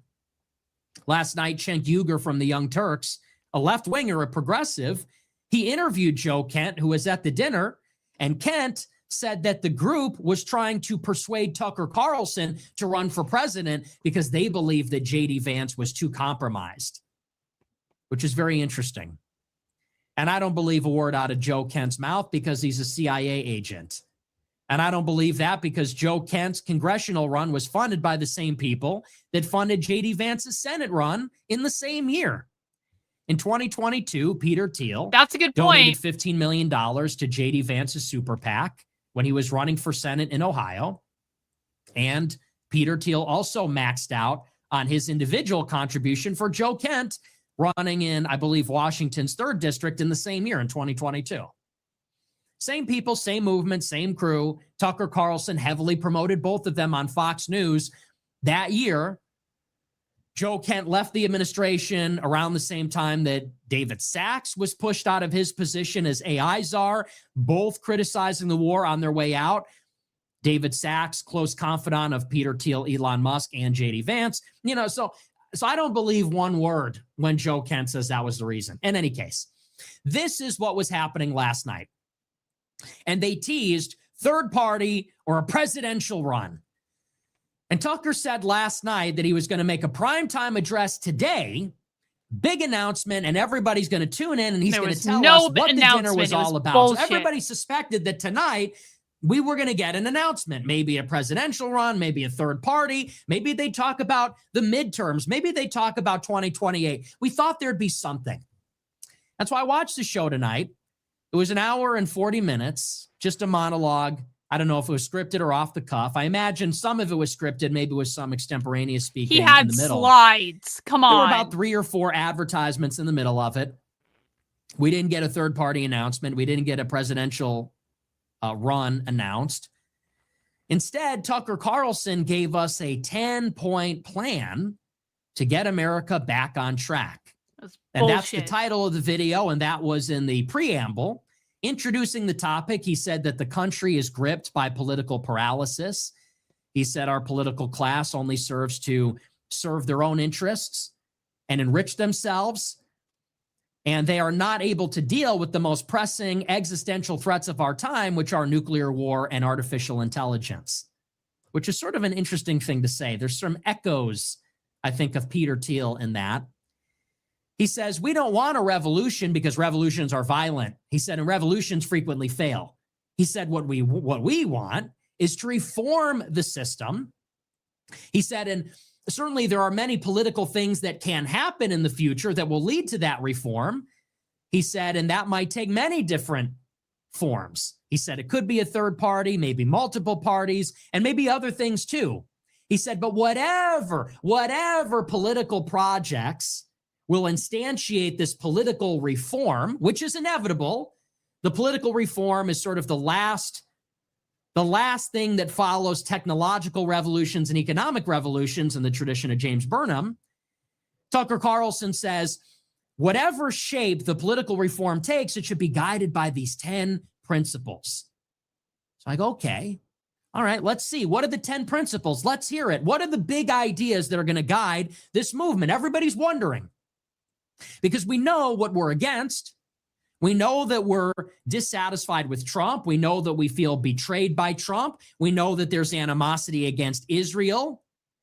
We know that in 2028, Trump is going to be stepping aside and there's going to need to be some successor that will bring maybe a new ideology to the center. It might be a referendum on where the Republican Party goes after Trump. These are some big questions. It's sort of a momentous time. Okay, so let's see what is going to be the program of this coalition, whatever it is. Maybe we'll get some definition. We'll get some parameters. We'll be able to define what this thing even is. Taylor Greene, Tucker Carlson, Massey, and Joe Kent, maybe combining with some elements of the left. What is it going to be? Well, I was sorely disappointed because what he lays out, it's not a political program. It's not a doctrine. It's not an ideology. It's not a plan. It's not a policy. What he gives us are 10 nouns. Utopian 10 vision nouns for or America adjectives, that is not depending on how you real. want to read them. 10 political buzzwords and nouns, focus group tested political slogans with some rhetoric on top of it. This is from Axios. I'll read you the summary of the speech. It says, quote, Tucker used a highly promoted live stream on Wednesday to unveil a 10-point vision for America, defining the worldview of a breakaway MAGA faction increasingly at odds with President Trump. After vowing last month to help build a third party, Carlson fueled further speculation this weekend by hosting MAGA dissidents at his home in Maine, where they urged him to run for president in 2028. The former Fox News host stopped short of a formal launch, instead presenting the manifesto as the foundation for whatever comes next, a new political order that he said could find all kinds of expressions. Carlson said any successor to America's faltering political system should begin with a shared understanding of what the country should be, which he distilled into 10 points. So I'm going to read through the 10 points, and then we'll talk a little bit about what he said about each of them. But these are the points as he said them. Number 1, America should be fair. 2, America should be sovereign, productive, beautiful, healthy, honest, optimistic, wise, decent, and united. That is the manifesto. That is your political manifesto of the conspiratard, slopulist, Muslim-sucking, communist-sucking coalition of MAGA dissidents. MAGA idiots that only MAGA-tards far too late, after everybody else realized that Trumpism was a scam. This is your manifesto. The manifesto is America should be fair, whatever the fuck that means. Sovereign, okay, I like that word. Productive, okay, and what does that mean? Prosperous, productive, beautiful, healthy, honest, optimistic, wise, decent, united. You know, when I think about all the problems facing America with their complexity, when I think about all the problems facing America, the multitude of them, I think the solution is that America needs to be decent and healthy and united Real, and wise real, Nick, real, and fair and honest. That's it. And nice and sweet and kind and generous and caring and loving and joyful. Really? This is the 10-point manifesto? And let's be honest about what this is. For somebody whose entire shtick is that he's in the wilderness fishing and hunting, he doesn't have a phone, ladies and gentlemen. Tucker's not on social media. He's not about all that. He's out there in real life with nature, talking to real people in his real small town in Maine. He's not about the bullshit and the drama. He's a straight shooter. Down to earth, folksy. Straight talking like the rest of us. Straight talking. He just likes hunting and fishing. He ain't got time for all those games. He left Washington, D.C. a long time ago to go to Maine, where they actually cut down trees and fish. He's not about all that. Well, that shtick doesn't work when what you're giving us, let's be honest, you are backing up the dump truck and emptying a pile of political garbage. That's what this is. This is focus group tested, consultant crafted, political fucking bullshit. 1,000%. Look at what is happening to the country. We got locked in our houses. The government forced everybody out of business while they gave all the money to Amazon and Walmart. Biden let in 10 million illegal immigrants. Israel brought us to war in Iran. The cities are uninhabitable because of carjackings and crime. We all know what is going on in the country. And your answer to these problems is that we all need to agree about what America could be. Decent, united, honest. It sounds like Jeb Bush. It sounds like John McCain. It sounds like Mitt Romney. These are slogans. These are buzzwords that don't mean anything. This is like a political advertisement. How much more out of touch could you possibly be? Exactly. How much more insincere? How much more of a fraud could you possibly be? And I'll go further. How stupid can you possibly be? Think of the task at hand. MAGA is cresting. Trump is term limited out of office. We are looking for a leader to fill his shoes, to actualize the revolution that he couldn't. In other words, to follow through on America first and making America great again. We need a leader to do what he could not. We need a leader to institutionalize his reforms with personnel and policy in the party. Maybe most importantly, we need a leader to defeat the left and win. True, Nick. True. We got bystander syndrome over on Rumble. When he puts it like that, it really does remind you of a simple Rick Candy Bar ad from Rick and Morty. Indeed. Indeed, bystander syndrome. Thank you. Yeah, Nick is 100% right. Defeat the left, defeat the deep state, defeat and the win. fucking left. How did Trump win? This is the person we're going against. If you're going against Trump, if you're trying to fill his shoes, replace him, succeed him, you should at the minimum understand him. You should understand how we got here, how he won. How did Trump win? Trump wrote the playbook 11 years ago. 11 years ago, and nothing has changed since. Nothing has happened in politics in those interceding 11 years. How did Trump win? He got on the stage at Trump Tower and he said, I don't care about the rhetoric. I just want a job. He said, we need a leader who will literally take this country and make it great again. We need to build a wall between America and Mexico. He said, politicians are all talk, no action. He said, we lost the war. They lied us in the war. We need to bring the troops home and build our country. Our people have dreams. We're going to start saying Merry Christmas. We're going to build the wall to keep the illegals out, and Mexico will pay for the wall. This is what won the election, and not just won the election, but this is what created the movement that still has the weight and the currency and the allegiance and the hopes and dreams and imagination of people, even to this day. Because this was a movement that actually was in touch with the mood of the moment.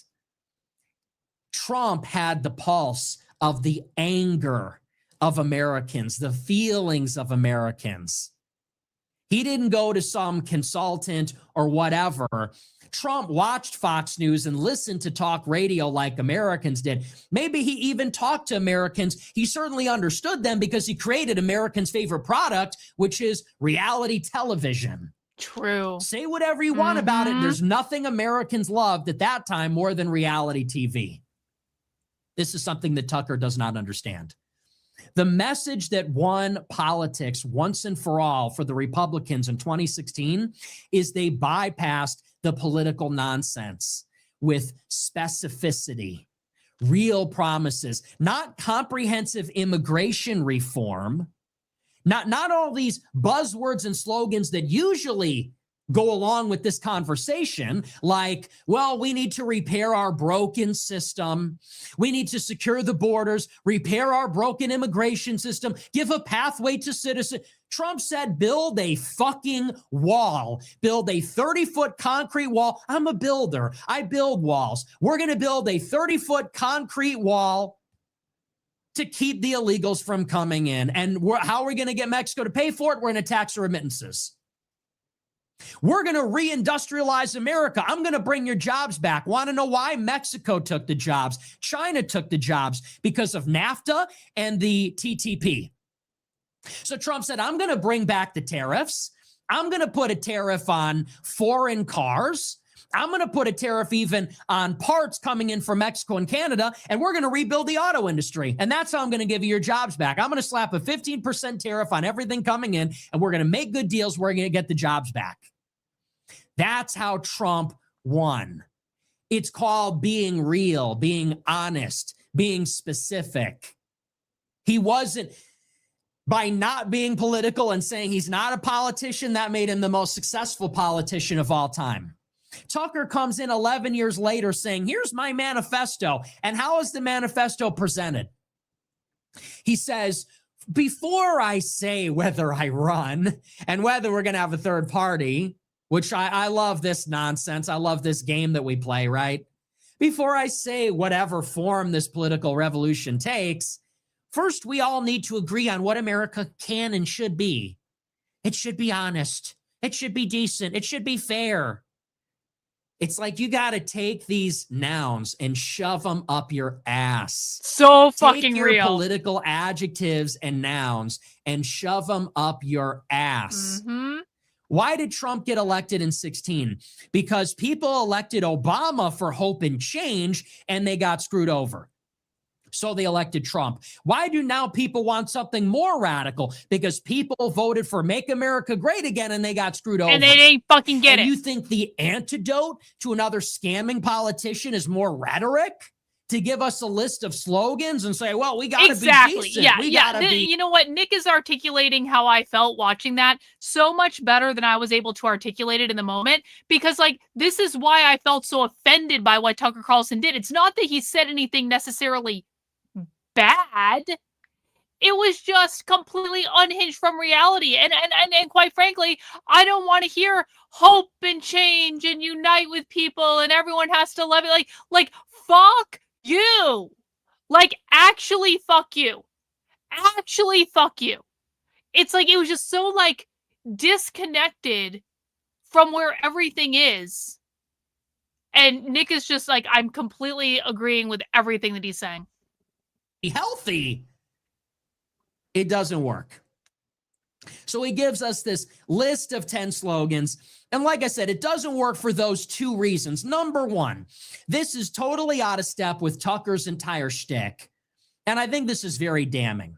Because the whole point of Tucker is to say, here is a guy who is not from the Beltway, not from the elites. At least that's the concept, right? That's the brand. The politicians are failing us. Even the outsider, Trump, is failing us.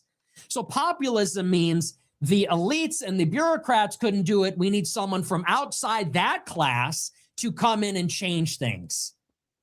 So if you're trying to brand yourself as the voice of the populace, of the people against the elites, if you're branding yourself as like us, unlike them, you know, that's not really going to work when you back up the dump truck full of bullshit rhetoric and you give us the 200-page political announcement speech book that they're going to sell in Barnes and Noble. You're going to give us Hillary Clinton's Stronger Together.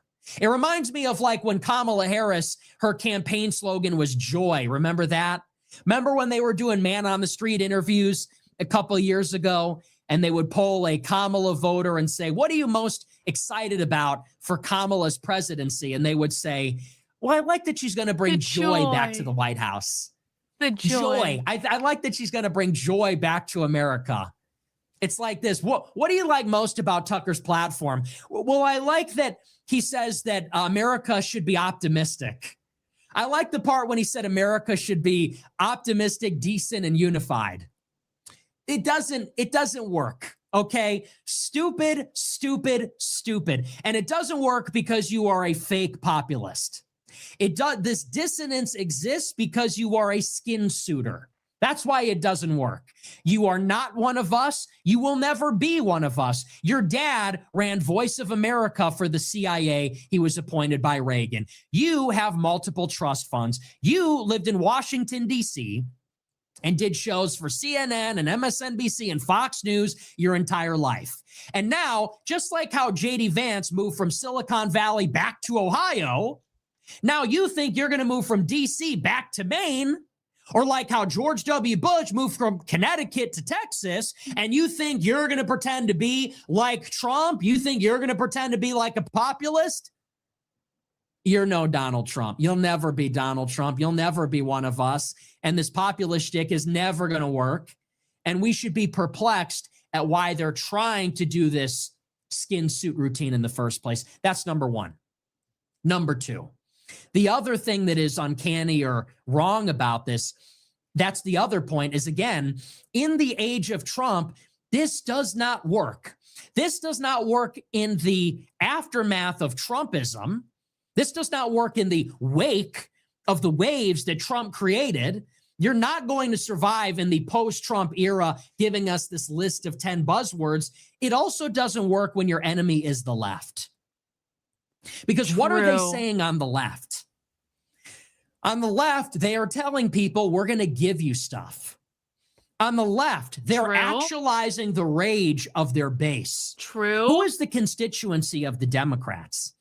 It is spiritual aliens, the marginalized, resentful, antisocial people. The constituency of the left is Black people, Hispanics, these professional managerial class type, overeducated Asians. It's gays and trannies. It's illegal immigrants. This is the constituency on the left. And what the Democratic Party is promising their constituency is, we're going to give you free stuff. They're telling them, we're going to give you your DEI back. We're going to give you your opportunities at university back. We're going to give you your opportunities in the boardroom back. We're going to give you government programs. We're going to give you free health care, free child care. We're going to get rid of ICE. ICE makes us all really uncomfortable. We're going to get rid of ICE. We're going to get rid of prisons. We're going to open the borders. We're going to legalize abortion. We're going to punish the people that made you feel uncomfortable. This is what the left is promising. The left is going to the identity and the grievances and the interests of their people, and they're explicitly appealing to those things. What are we getting on the sloppulist right? Well, in a word, we're getting weakness. It's flaccid. What the people on the right are looking for is a champion, is a fighter. In some sense, we're looking for revanchism. I would say vengeance. I think revanchism is the better word. This is the spirit that animated Trumpism. It's taking the country back from the people that have colonized it, the illegals that have colonized it, these progressives that have imperialized our culture in a moral dimension, taking the country back, making the country back into the way it used to be. Get rid of the foreigners. Get rid of the foreign influence. Get rid of all this cosmopolitan stuff that's an attack on our values and our identity and who we are. And what Tucker is offering is not only flaccid and weak, but it's also by definition conciliatory. He's making this mistake of thinking that the way that we win is by trying not to upset the left. This idea that if we make an I completely agree with Nick on this. That also bothered me. Offensive platform that everybody can get behind. No, they can't get behind it. The left does not get behind it. Of our flannel shirt and we open up our arms like this. And what's more, Tucker Carlson knows the left doesn't get behind it. Tucker Carlson is not an idiot.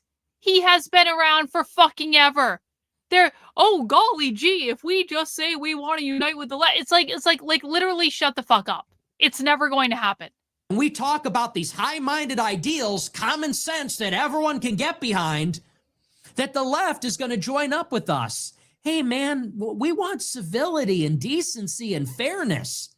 Who could disagree with that? In a word, what he's doing is he's weakening the platform. He's diluting the platform in order to make it inoffensive, because maybe the idea is that if we can make it inoffensive to people in the middle or inoffensive to people on the left, that maybe we could grow the tent and bring them in and we could all unite against war. We could all unite against the Epstein class or whatever. Here's the problem though. The left wing is going to come at us in 2028 with much of the same. The Democrats are going to campaign against the war. The Democrats are going to campaign against the oligarchy, against the Epstein class.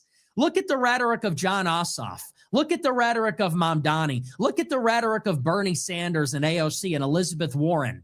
They're already campaigning against the genocide and the war, and they're already campaigning against the oligarchy. And the difference is theirs is pointed. They've got fangs. And what this does is it charges up their side. They're fighting for a positive vision, saying there's going to be a new country where the elites are punished and the rich are eaten and the spoils will go to the people. And we're going to punish the Epstein class and punish the oligarchs. Of course, the Democrats are not going to punish their own oligarchs. They're not going to punish Michael Bloomberg and Reid Hoffman. They're not going to punish George Soros and Mark Zuckerberg. And they're not going to punish any of the blue church types that were actually implicated in the Epstein files. No, the Epstein files for them are a hot potato politically that they are trying to impose on Trump and the Republicans. The Republicans are going to be the Epstein party, and the Democrats are going to use this to destroy them. And so if you've got one guy that's over here saying, hey, man, you know, I just really don't want to hurt anybody's feelings. I think we can all agree that we should just be honest and decent and civil and everything. Democrats are coming in saying, well, we're also against war and we're going to punish everybody. We're going to give everybody free stuff. And you're part of the problem. Hey, Tucker, you voted for Trump. And hey, Marjorie Greene, you were a MAGA congresswoman. And hey, Thomas Massey, you were with the president until he went against you. Because the Democrats hate us and they want to win and they have real values. And the devil is always in the details. So inside of the 10-point plan, if there's any word about immigration restriction, you're going to get pressed by the left about ICE. If there's any word in the 10-point plan about kicking the trannies out of girls' soccer, you're going to get pressed by the left. You're going to get pressed by the left on all these things. And if all you have to say about it is, hey, man, we don't really care that much. We just want to end the wars. Well, guess what? The Democrats want to end the wars too, but they have a position on these things that they're willing to fight about. So that's not going to work. And so I read the 10-point plan overall, and I say these are people that, and listen, this is not a defense of Trump, but we need to be a little bit realistic about what Trump represents. Trump says, and his supporters do too, that the left is not after him. They're after all of us. He's just in the way. And there is a lot of truth to that. And I think that people forgot. You might not remember this, but there was a time when Tucker Carlson had Antifa literally trying to break down his front door at his house in Washington, D.C. And there was a time when the left led an advertiser boycott against Tucker Carlson's show on Fox News. Then there was a time when the New York Times... Oh, yeah. The leftists are so pissed off that they're seeing Nick Fuentes right now on Facebook. Yeah. Yeah. Nick Fuentes is a lot smarter than you can ever hope to be, bro. A lot smarter than you could ever hope to be. You should be listening to Nick Fuentes. The profile on Tucker, talking about the hundreds of times that he talked about replacement migration and accusing him of being a white nationalist. Why did that stop? In large measure, that stopped because Tucker started attacking Trump, because Trump is their major opponent. Trump is at the top of the heap. He's leading the opposition against them. Trump is the leader of all the opposition, whether we like it or not. Whether we like him or don't, whether we agree with him or don't, support him or don't, Trump is the leader of all the opposition against the left because it's his name on the top of the ticket and he sits at the top of the hill. And so whether we like it or not, he's the captain of the team. He's the leader. They hated Tucker. They wanted Tucker dead. These progressives that he now courts, they were literally trying to kick down his front door a few years ago. These progressives that he hosts for interviews at his house, they were trying to brand him as a white nationalist and get him censored and kicked off TV a few years ago. But now that he's anti-Trump, now that he's tuned down the racial rhetoric a little bit, now it's not that they're going to welcome him in with open arms. They're simply going to cease their attacks on him, because Tucker has joined them in their attacks on Trump. Okay. And what we need to understand is that the second that Trump is out of the picture, go away, the leftist. Second go away. That Trump is no longer in office, isn't on the ballot anymore, isn't as relevant in the conversation, the left is merely then going to pick a new target. And all these attacks that are directed at Trump about the Epstein class and the genocide and ICE and all the rest of it, that is then going to be wielded against whoever succeeds him. True. And I don't think these sloppulists are ready for that. And I know this because Marjorie Taylor Greene wants to be liked on The View. Marjorie Taylor Greene is on The View. Aw, man, Nick is fucking right. These people are constantly desperate for validation. They're like, please just accept that we're not really racist. Please, The View, I'm not really a racist. Can you please validate me as not being a racist? And it's just like, you know what? They never learn about the left. This is why the left constantly wins and the right constantly loses. The right literally has no fucking idea what they're going up against, and they are desperate to be fucking validated by these people who fucking hate them. It's like, I am fully aware I am never going to receive any mainstream validation. I am fully aware that I will never receive, no matter how good my work is, no matter how predictive it is of everything going on in the world, I am never, ever, ever going to receive mainstream validation for what I'm doing. It's never going to happen. If anything, I'm going to be written as this villain-like character in a footnote somewhere where it's like, oh yeah, this crazy woman was doing all this crazy shit and wasn't she crazy? That's what it's going to be. And I fucking know that. And I don't care because I don't need validation from other people. I give validation to myself and say, I know what I am doing is good and I know it's correct and I know it's documenting something for history. I am completely fine being the fucking anti-hero. I am completely fine with it. Marjorie Taylor Greene needs to learn to be the fucking anti-hero. Tucker Carlson needs to be learned to be the fucking anti-hero. Joe Kent needs to be the fucking anti-hero. Thomas Massey needs to be the fucking anti-hero. Who the fuck cares if they get validated by mainstream media? Like, what does that really get you at the end of the day? I spent a year of my life being validated by conservative media, and I'll tell you what, it got me a whole lot of nothing, but a whole bunch of fucking problems. So, I don't know, man. They need to grow up and learn to validate themselves before demanding validation from people who hate them. And she's talking about affordability. And she's talking about how the Republicans took Medicaid to pay for a corporate tax cut because she is desperately trying to court the left. But let me tell you something. The second that Marjorie Greene is back on the ballot, the second that she fights for a right-wing cause against illegal immigration or illegal immigrants, the second that she goes a little bit over the line with regard to Israel, they're going to mercilessly punish her again, mercilessly mock her, humiliate her, pull out all the stops against her. They'll do the same to Tucker. They'll do the same to Thomas Massey. And what this does is you lose your position, which they would like to cultivate. Right now, they think they can sort of have it all ways. They want to be above the fray. They want to say, I'm not going to weigh in on the culture war issues, but I also want to have my way in the culture war. I don't want to weigh in on culture war. Isn't that all so beneath us? The real consensus is that we all hate war. Isn't that correct? No, it's not correct, because half the country wants to abolish ICE and doesn't mind illegals being here, and the other half doesn't. So you think you get to maintain, you think you get to hold the line in the culture war against illegal immigration, while also saying, I don't care about culture war. I'm not going to get into the partisanship. I'm above that.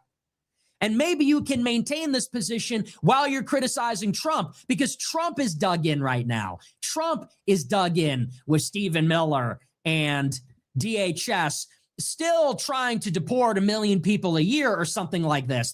They are still catching the blame for this. But the second that Trump is out, you're going to catch all that blame, and you're going to find yourself right back where you started. You're going to have to articulate a position on illegal immigration. And how are you going to do that? How are you going to articulate a position on illegal immigration that is correct and satisfies the base without pissing off the left? In other words, you're Tucker Carlson. You're running for the America First Party nomination for president. America First is going to mean close the border, no immigration, kick the illegals out. It has to. If it's anything less than that, it's not America First. Well, how are you going to hand wave that away when you're arguing with the left and with the Republican nominee?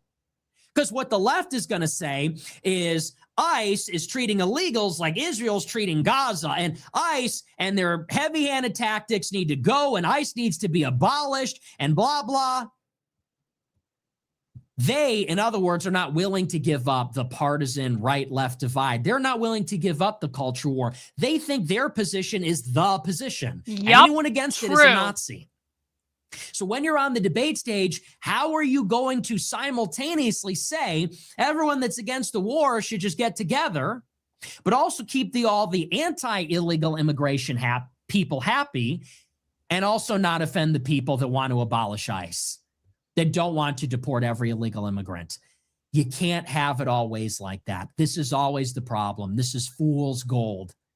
There is a right and a left, maybe now more than ever. You may not realize this, but you have people on the left doing these No Kings protests. You have people on the left that were setting Teslas on fire and burning down Tesla dealerships. You had people on the left that were reporting people for not getting vaccinated, playing outside without social distancing and wearing a mask. And you want to know what? Those are the exact same people that are now talking about the oligarchy and the Epstein class and the genocide in Gaza. And there's no getting around that. True. We want to pretend like these are two different classes of people.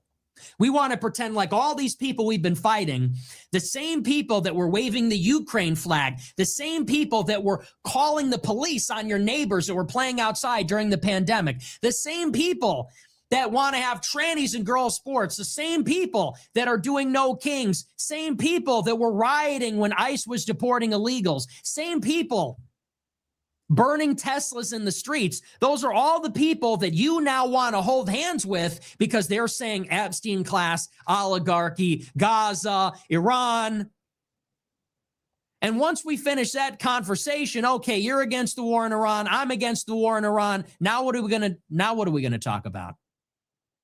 It doesn't work. Those people are never going to vote for us. These people are never going to support our agenda.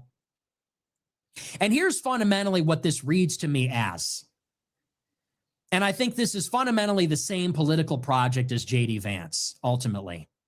If you read through this program, it's a lot of nonsense. It's saying things like, we need to have transparency on 9/11. It's saying that we need to stop immigration until we figure out what's going on with AI.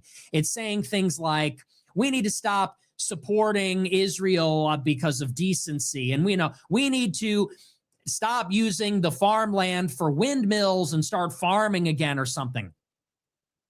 What I am not hearing is any kind of platform that is based around cultural or identity issues. This is effectively that multiracial working class coalition, multiracial working class populism, economic nationalism, colorblind meritocracy. This is the same idea which they have been talking about for years. And I'm going to tell you what the premise is here. This is the conceit of Tuckerism. This is the conceit of Tucker Carlsonism in a nutshell. They realize that white people are infuriated. They realize that white people are rightly furious Nick about has our got this so dispossession fucking pegged. and the expropriation of our resources and property. White people are losing our country through immigration, through socialist redistribution. There's this cultural imperialism happening. White people are losing everything everywhere. And Trumpism was an expression of this. Build the wall, kick the people out, kick the bastards out, say Merry Christmas again. Make America great again. Let's go back to the way things used to be. And the conceit of Vance, the conceit of Tucker Carlson, the conceit of Joe Kent, of all these people with their pluralistic, race-blind populism, is I really believe they are trying to deflate any kind of white nativist feelings.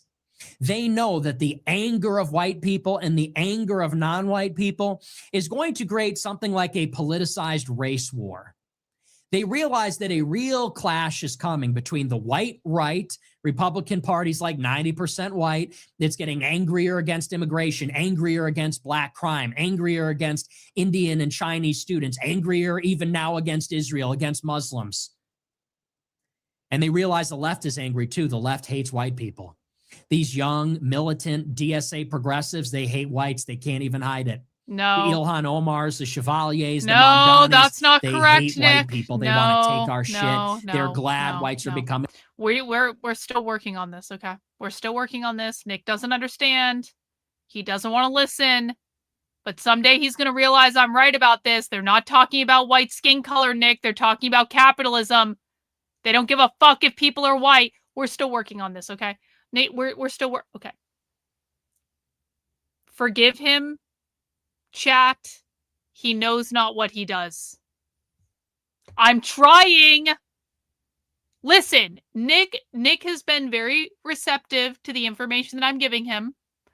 We're going to slowly chip away at his stubborn refusal to acknowledge this is not about white skin color. This is about capitalism. He's young. Yep. Young Nicholas. Young Nicholas. Wise beyond his years for sure. But still young. We'll get there. It's fine. Nick has many more years before he can actually be president. We've got plenty of time to work on him. A minority, they're proud of it.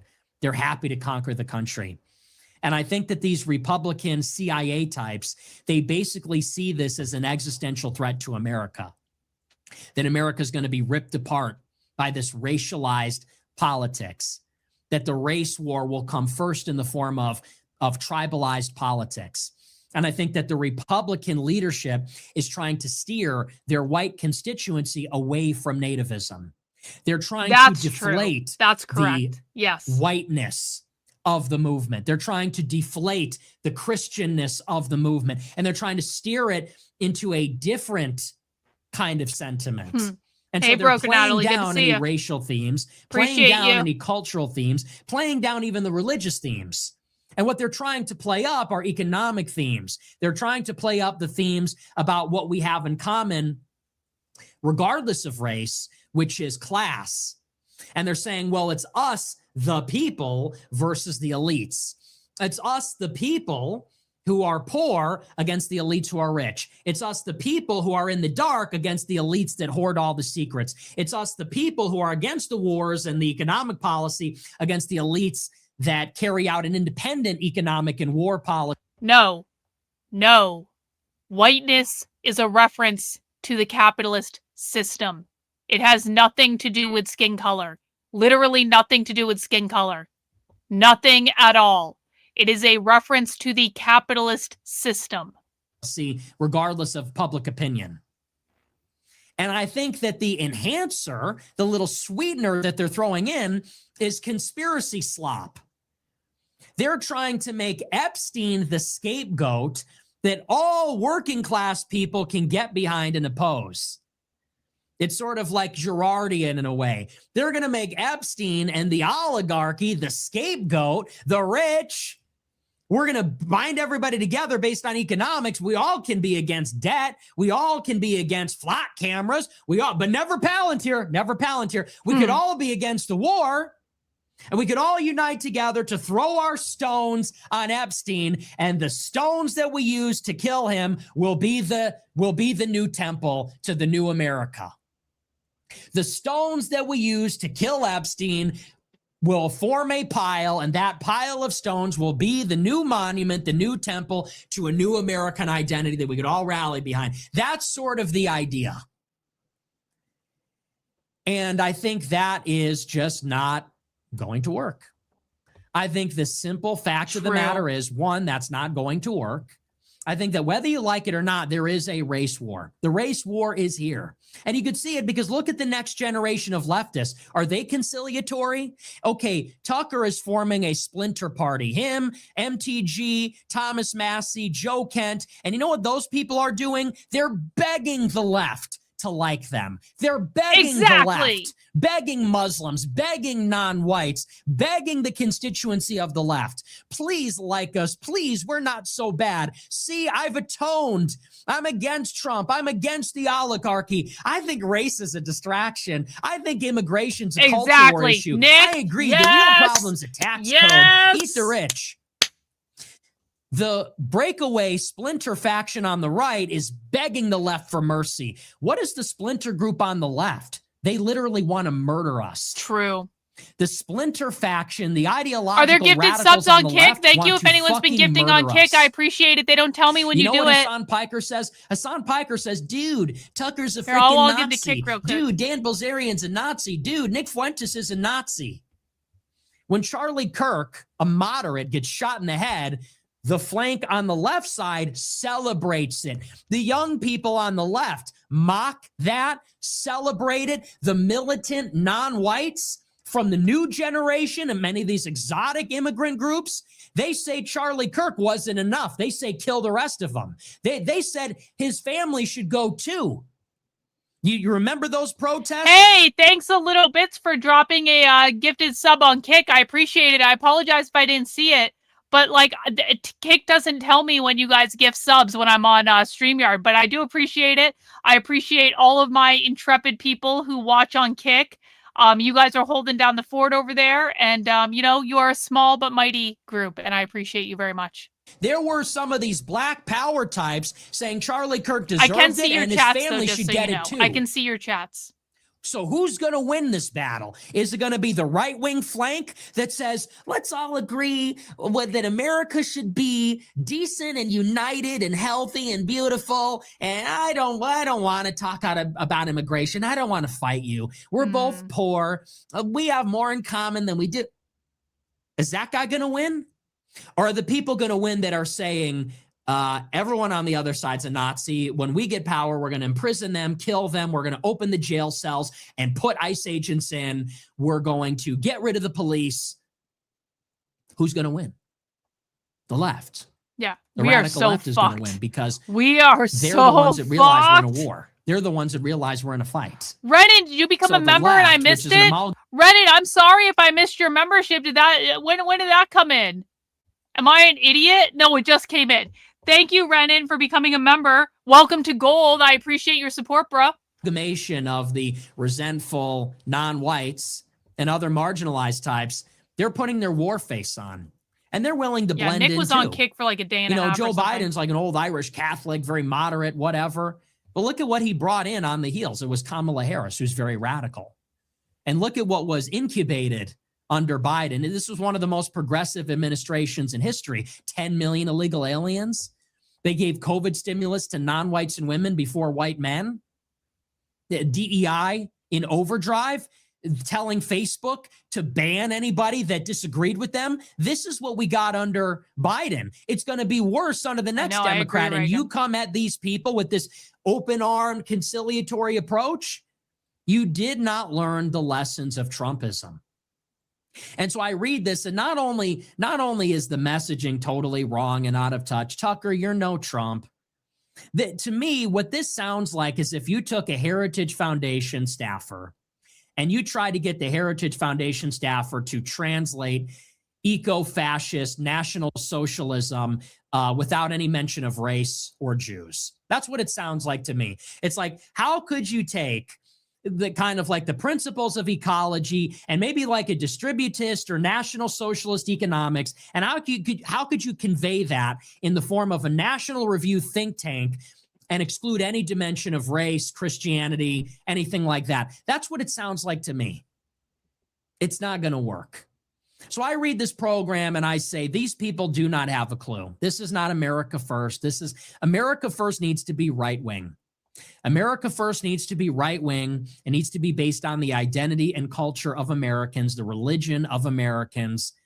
It has to be conservative. It has to be right-wing.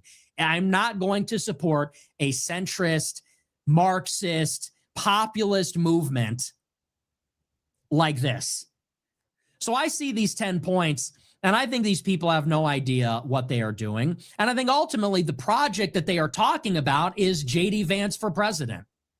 That's the project that they're all talking about. I don't think they're going to start a third party. A third party takes a really long time to create. And if they were serious about it, you would have heard about it by now. I don't think they're going to do a third party. And I don't think Tucker Carlson wants to run for president. He doesn't have what it takes, and he knows he doesn't have what it takes. I think what this is all about is creating the runway for a J.D. Vance for president run. And that's really what this is all about. That's what these so-called statement of principles is all about. It's just simply laying the groundwork for this. So I see this 10-point plan, total disappointment. And I got to say, I'm actually a little bit relieved because I was thinking they're going to create America first without me and the Groypers. And it's not going to be a problem because of me and my ego. It's going to be a problem because it will not contain the vital ingredients of race and religion. It's not going to contain the vital ingredients of identity, of real nationalism. And so it's going to be really hard to try. Who's that? I'm going to post the segment after your segment on Harrison's show last week where Lionel Media called you phenomenal and wrote your name. Cool. I would appreciate that. Can you tag me in that when you post it? I would like to see that. Try to split the hair again. You know, we're not Trump, but we're not Tucker. We're more radical than Trump. Thank you, H. We're Brown. differentiating ourselves from Tucker. I thought that would be a real political challenge. But now that I've seen what they have to offer, you realize these people don't have a clue. Thomas Massie couldn't win his own district, whatever you want to say about him. Thomas Massie couldn't win his own district in Kentucky. Marjorie Greene is an idiot. I mean, she's just like a hillbilly on Cameo. She tried to sell out to McCarthy. It didn't work. Everybody can recognize she's just a bandwagoner. And so that's not going to fly. You were on the Trump train. Then you're with Kevin McCarthy. Now you're off. It doesn't work. And Tucker is so out of touch. This is such a misstep. Talk about no enthusiasm. Here's my 1 hour, 40-minute monologue about decency and kindness. Get the fuck out of here. You don't know the first thing about the movement you're trying to create. I agree. So I'm a little bit relieved, but I imagine for people that were excited about this, totally disappointing. And even the language of it. I think that you watch enough Tucker Carlson and eventually you realize he is completely full of shit. And what I mean by that is the condescension, the explaining all of this stuff like we're children, the absolute insincerity. When he goes through these tortured monologues about how, you know, we as a country need to stick together and revolutions don't work and we need reform. But first we need to agree on what America can be. We need honesty and honesty means this. And we need civility and decency means it's like, can you just say what you actually mean? Can you just be direct? Can you just be explicit? It's always this flowery rhetoric. It's always so over the top, always so convoluted, such a fake level of profundity, always, and so condescending. So I listened to an hour and 40 minutes of this, and I'm like, this is just bullshit. He goes, our country only makes missiles and flock cameras. We need to grow food again. I want to say, what the fuck are you talking about? He says, we need to be productive. This country only makes flock cameras and missiles. What a horrible thing. We need to grow food again. It's like, what in the world are you talking about? Of course, we need to be building missiles. We need to be building ships and rockets. The same technology that builds warships builds commercial ships. The same technology that builds rocket ships builds missiles. Of course, we want to make chips. Everything is dual use. And by the way, he knows that. And by the way, his best friend is a defense contractor. You know, what are they building in Ohio? Drones. What are they building in Maryland? Drones. What are they building in California? Drones. I mean, give me a break. So I don't know. I see this stuff and I'm just like, this is just not going to work. So anyway, so that's a Tucker Carlson monologue. 10-point manifesto. Please. Most disappointing, ridiculous farce I've ever seen. Focus group driven, consultant crafted list of nouns and adjectives and buzzwords. Boring. It almost reminds me of the Trump Republican convention when he says, we're going to make America strong again. We're going to make America rich again. We're going to make America healthy again. It's like Tucker just took the make America X again part out of it and just said healthy, strong, sovereign, free. I mean, it's literally, is that not the same thing? It's like they just took out the M-A and A out of MAGA and just left the other nouns and adjectives. Foolish. But here is the upshot. The good news is somebody else is going to be able to tap into the real mood of the moment. There's an opportunity here. Vance doesn't have it. Tucker doesn't have it. Someone is going to have it. And that person in 2028 is either going to be John Ossoff or it's going to be some kind of Groyper. I'm just telling you. The direction of this country, the tug of war between right and left, it's going to be won by the next person that understands Trumpism and applies it. The campaigning of Trump with the governance of FDR, whoever understands that, that person is going to rule the next century. But it's not going to be Tucker. It's either going to be coming from the left, it's either going to be some kind of Jewish leftist Democrat, or it's going to be some handsome white guy Republican that learns the lessons of Trumpism, has the Groyper ideology, because this ain't it. I can promise you that. Yeah, I totally agree. I totally agree. I think that might be it. Old Sub, thank you so much for the 20 after all the big support today with the $50 with the 50 channel member drop earlier. So appreciate you. Tucker is an elitist, totally disconnected from reality. He's the Swanson food heir. Can't get more white than that. You know what? I think it's a good place to wrap it up. I completely agree with pretty much everything Nick said except for about the race war stuff, because he's wrong about that. But that's okay. That's okay. He's allowed to be wrong. Every once in a while, he's allowed to be wrong. All right, guys, that's going to wrap it up for today. I want to thank everyone who sent in 119 channel memberships today. Big support, guys. I really do appreciate it. I want to thank everyone who sent in super chats. You guys are the best. Special shout out to Bystander over on Rumble, who basically single-handedly funded the Rumble stream with like so many super chats. I really appreciate it, bro. And guys, I will be back tomorrow around 5 p.m. We will be doing a Nitwits kind of like light stream because Trendolin's making me watch content that's going to make me miserable. So tomorrow's going to be a lighter day. No, like, you know, basically probably making fun of Andrew Wilson and stuff like that.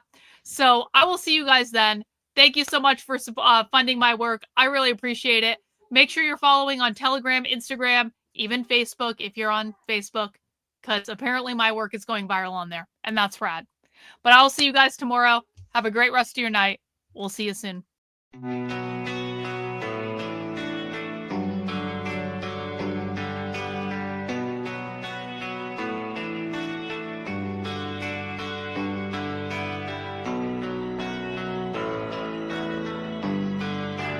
How are you feeling?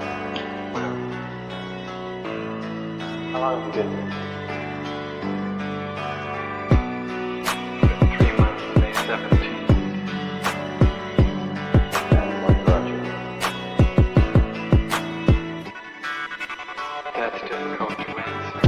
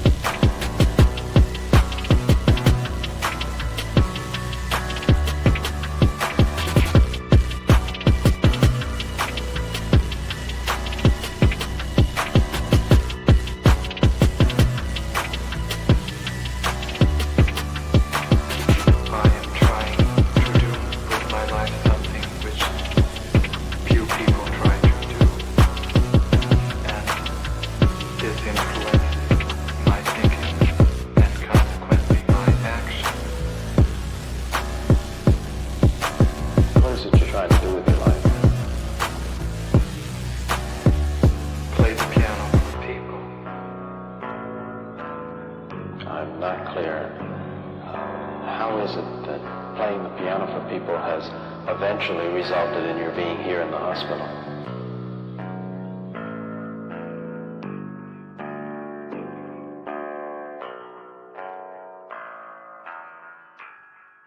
That's difficult to answer.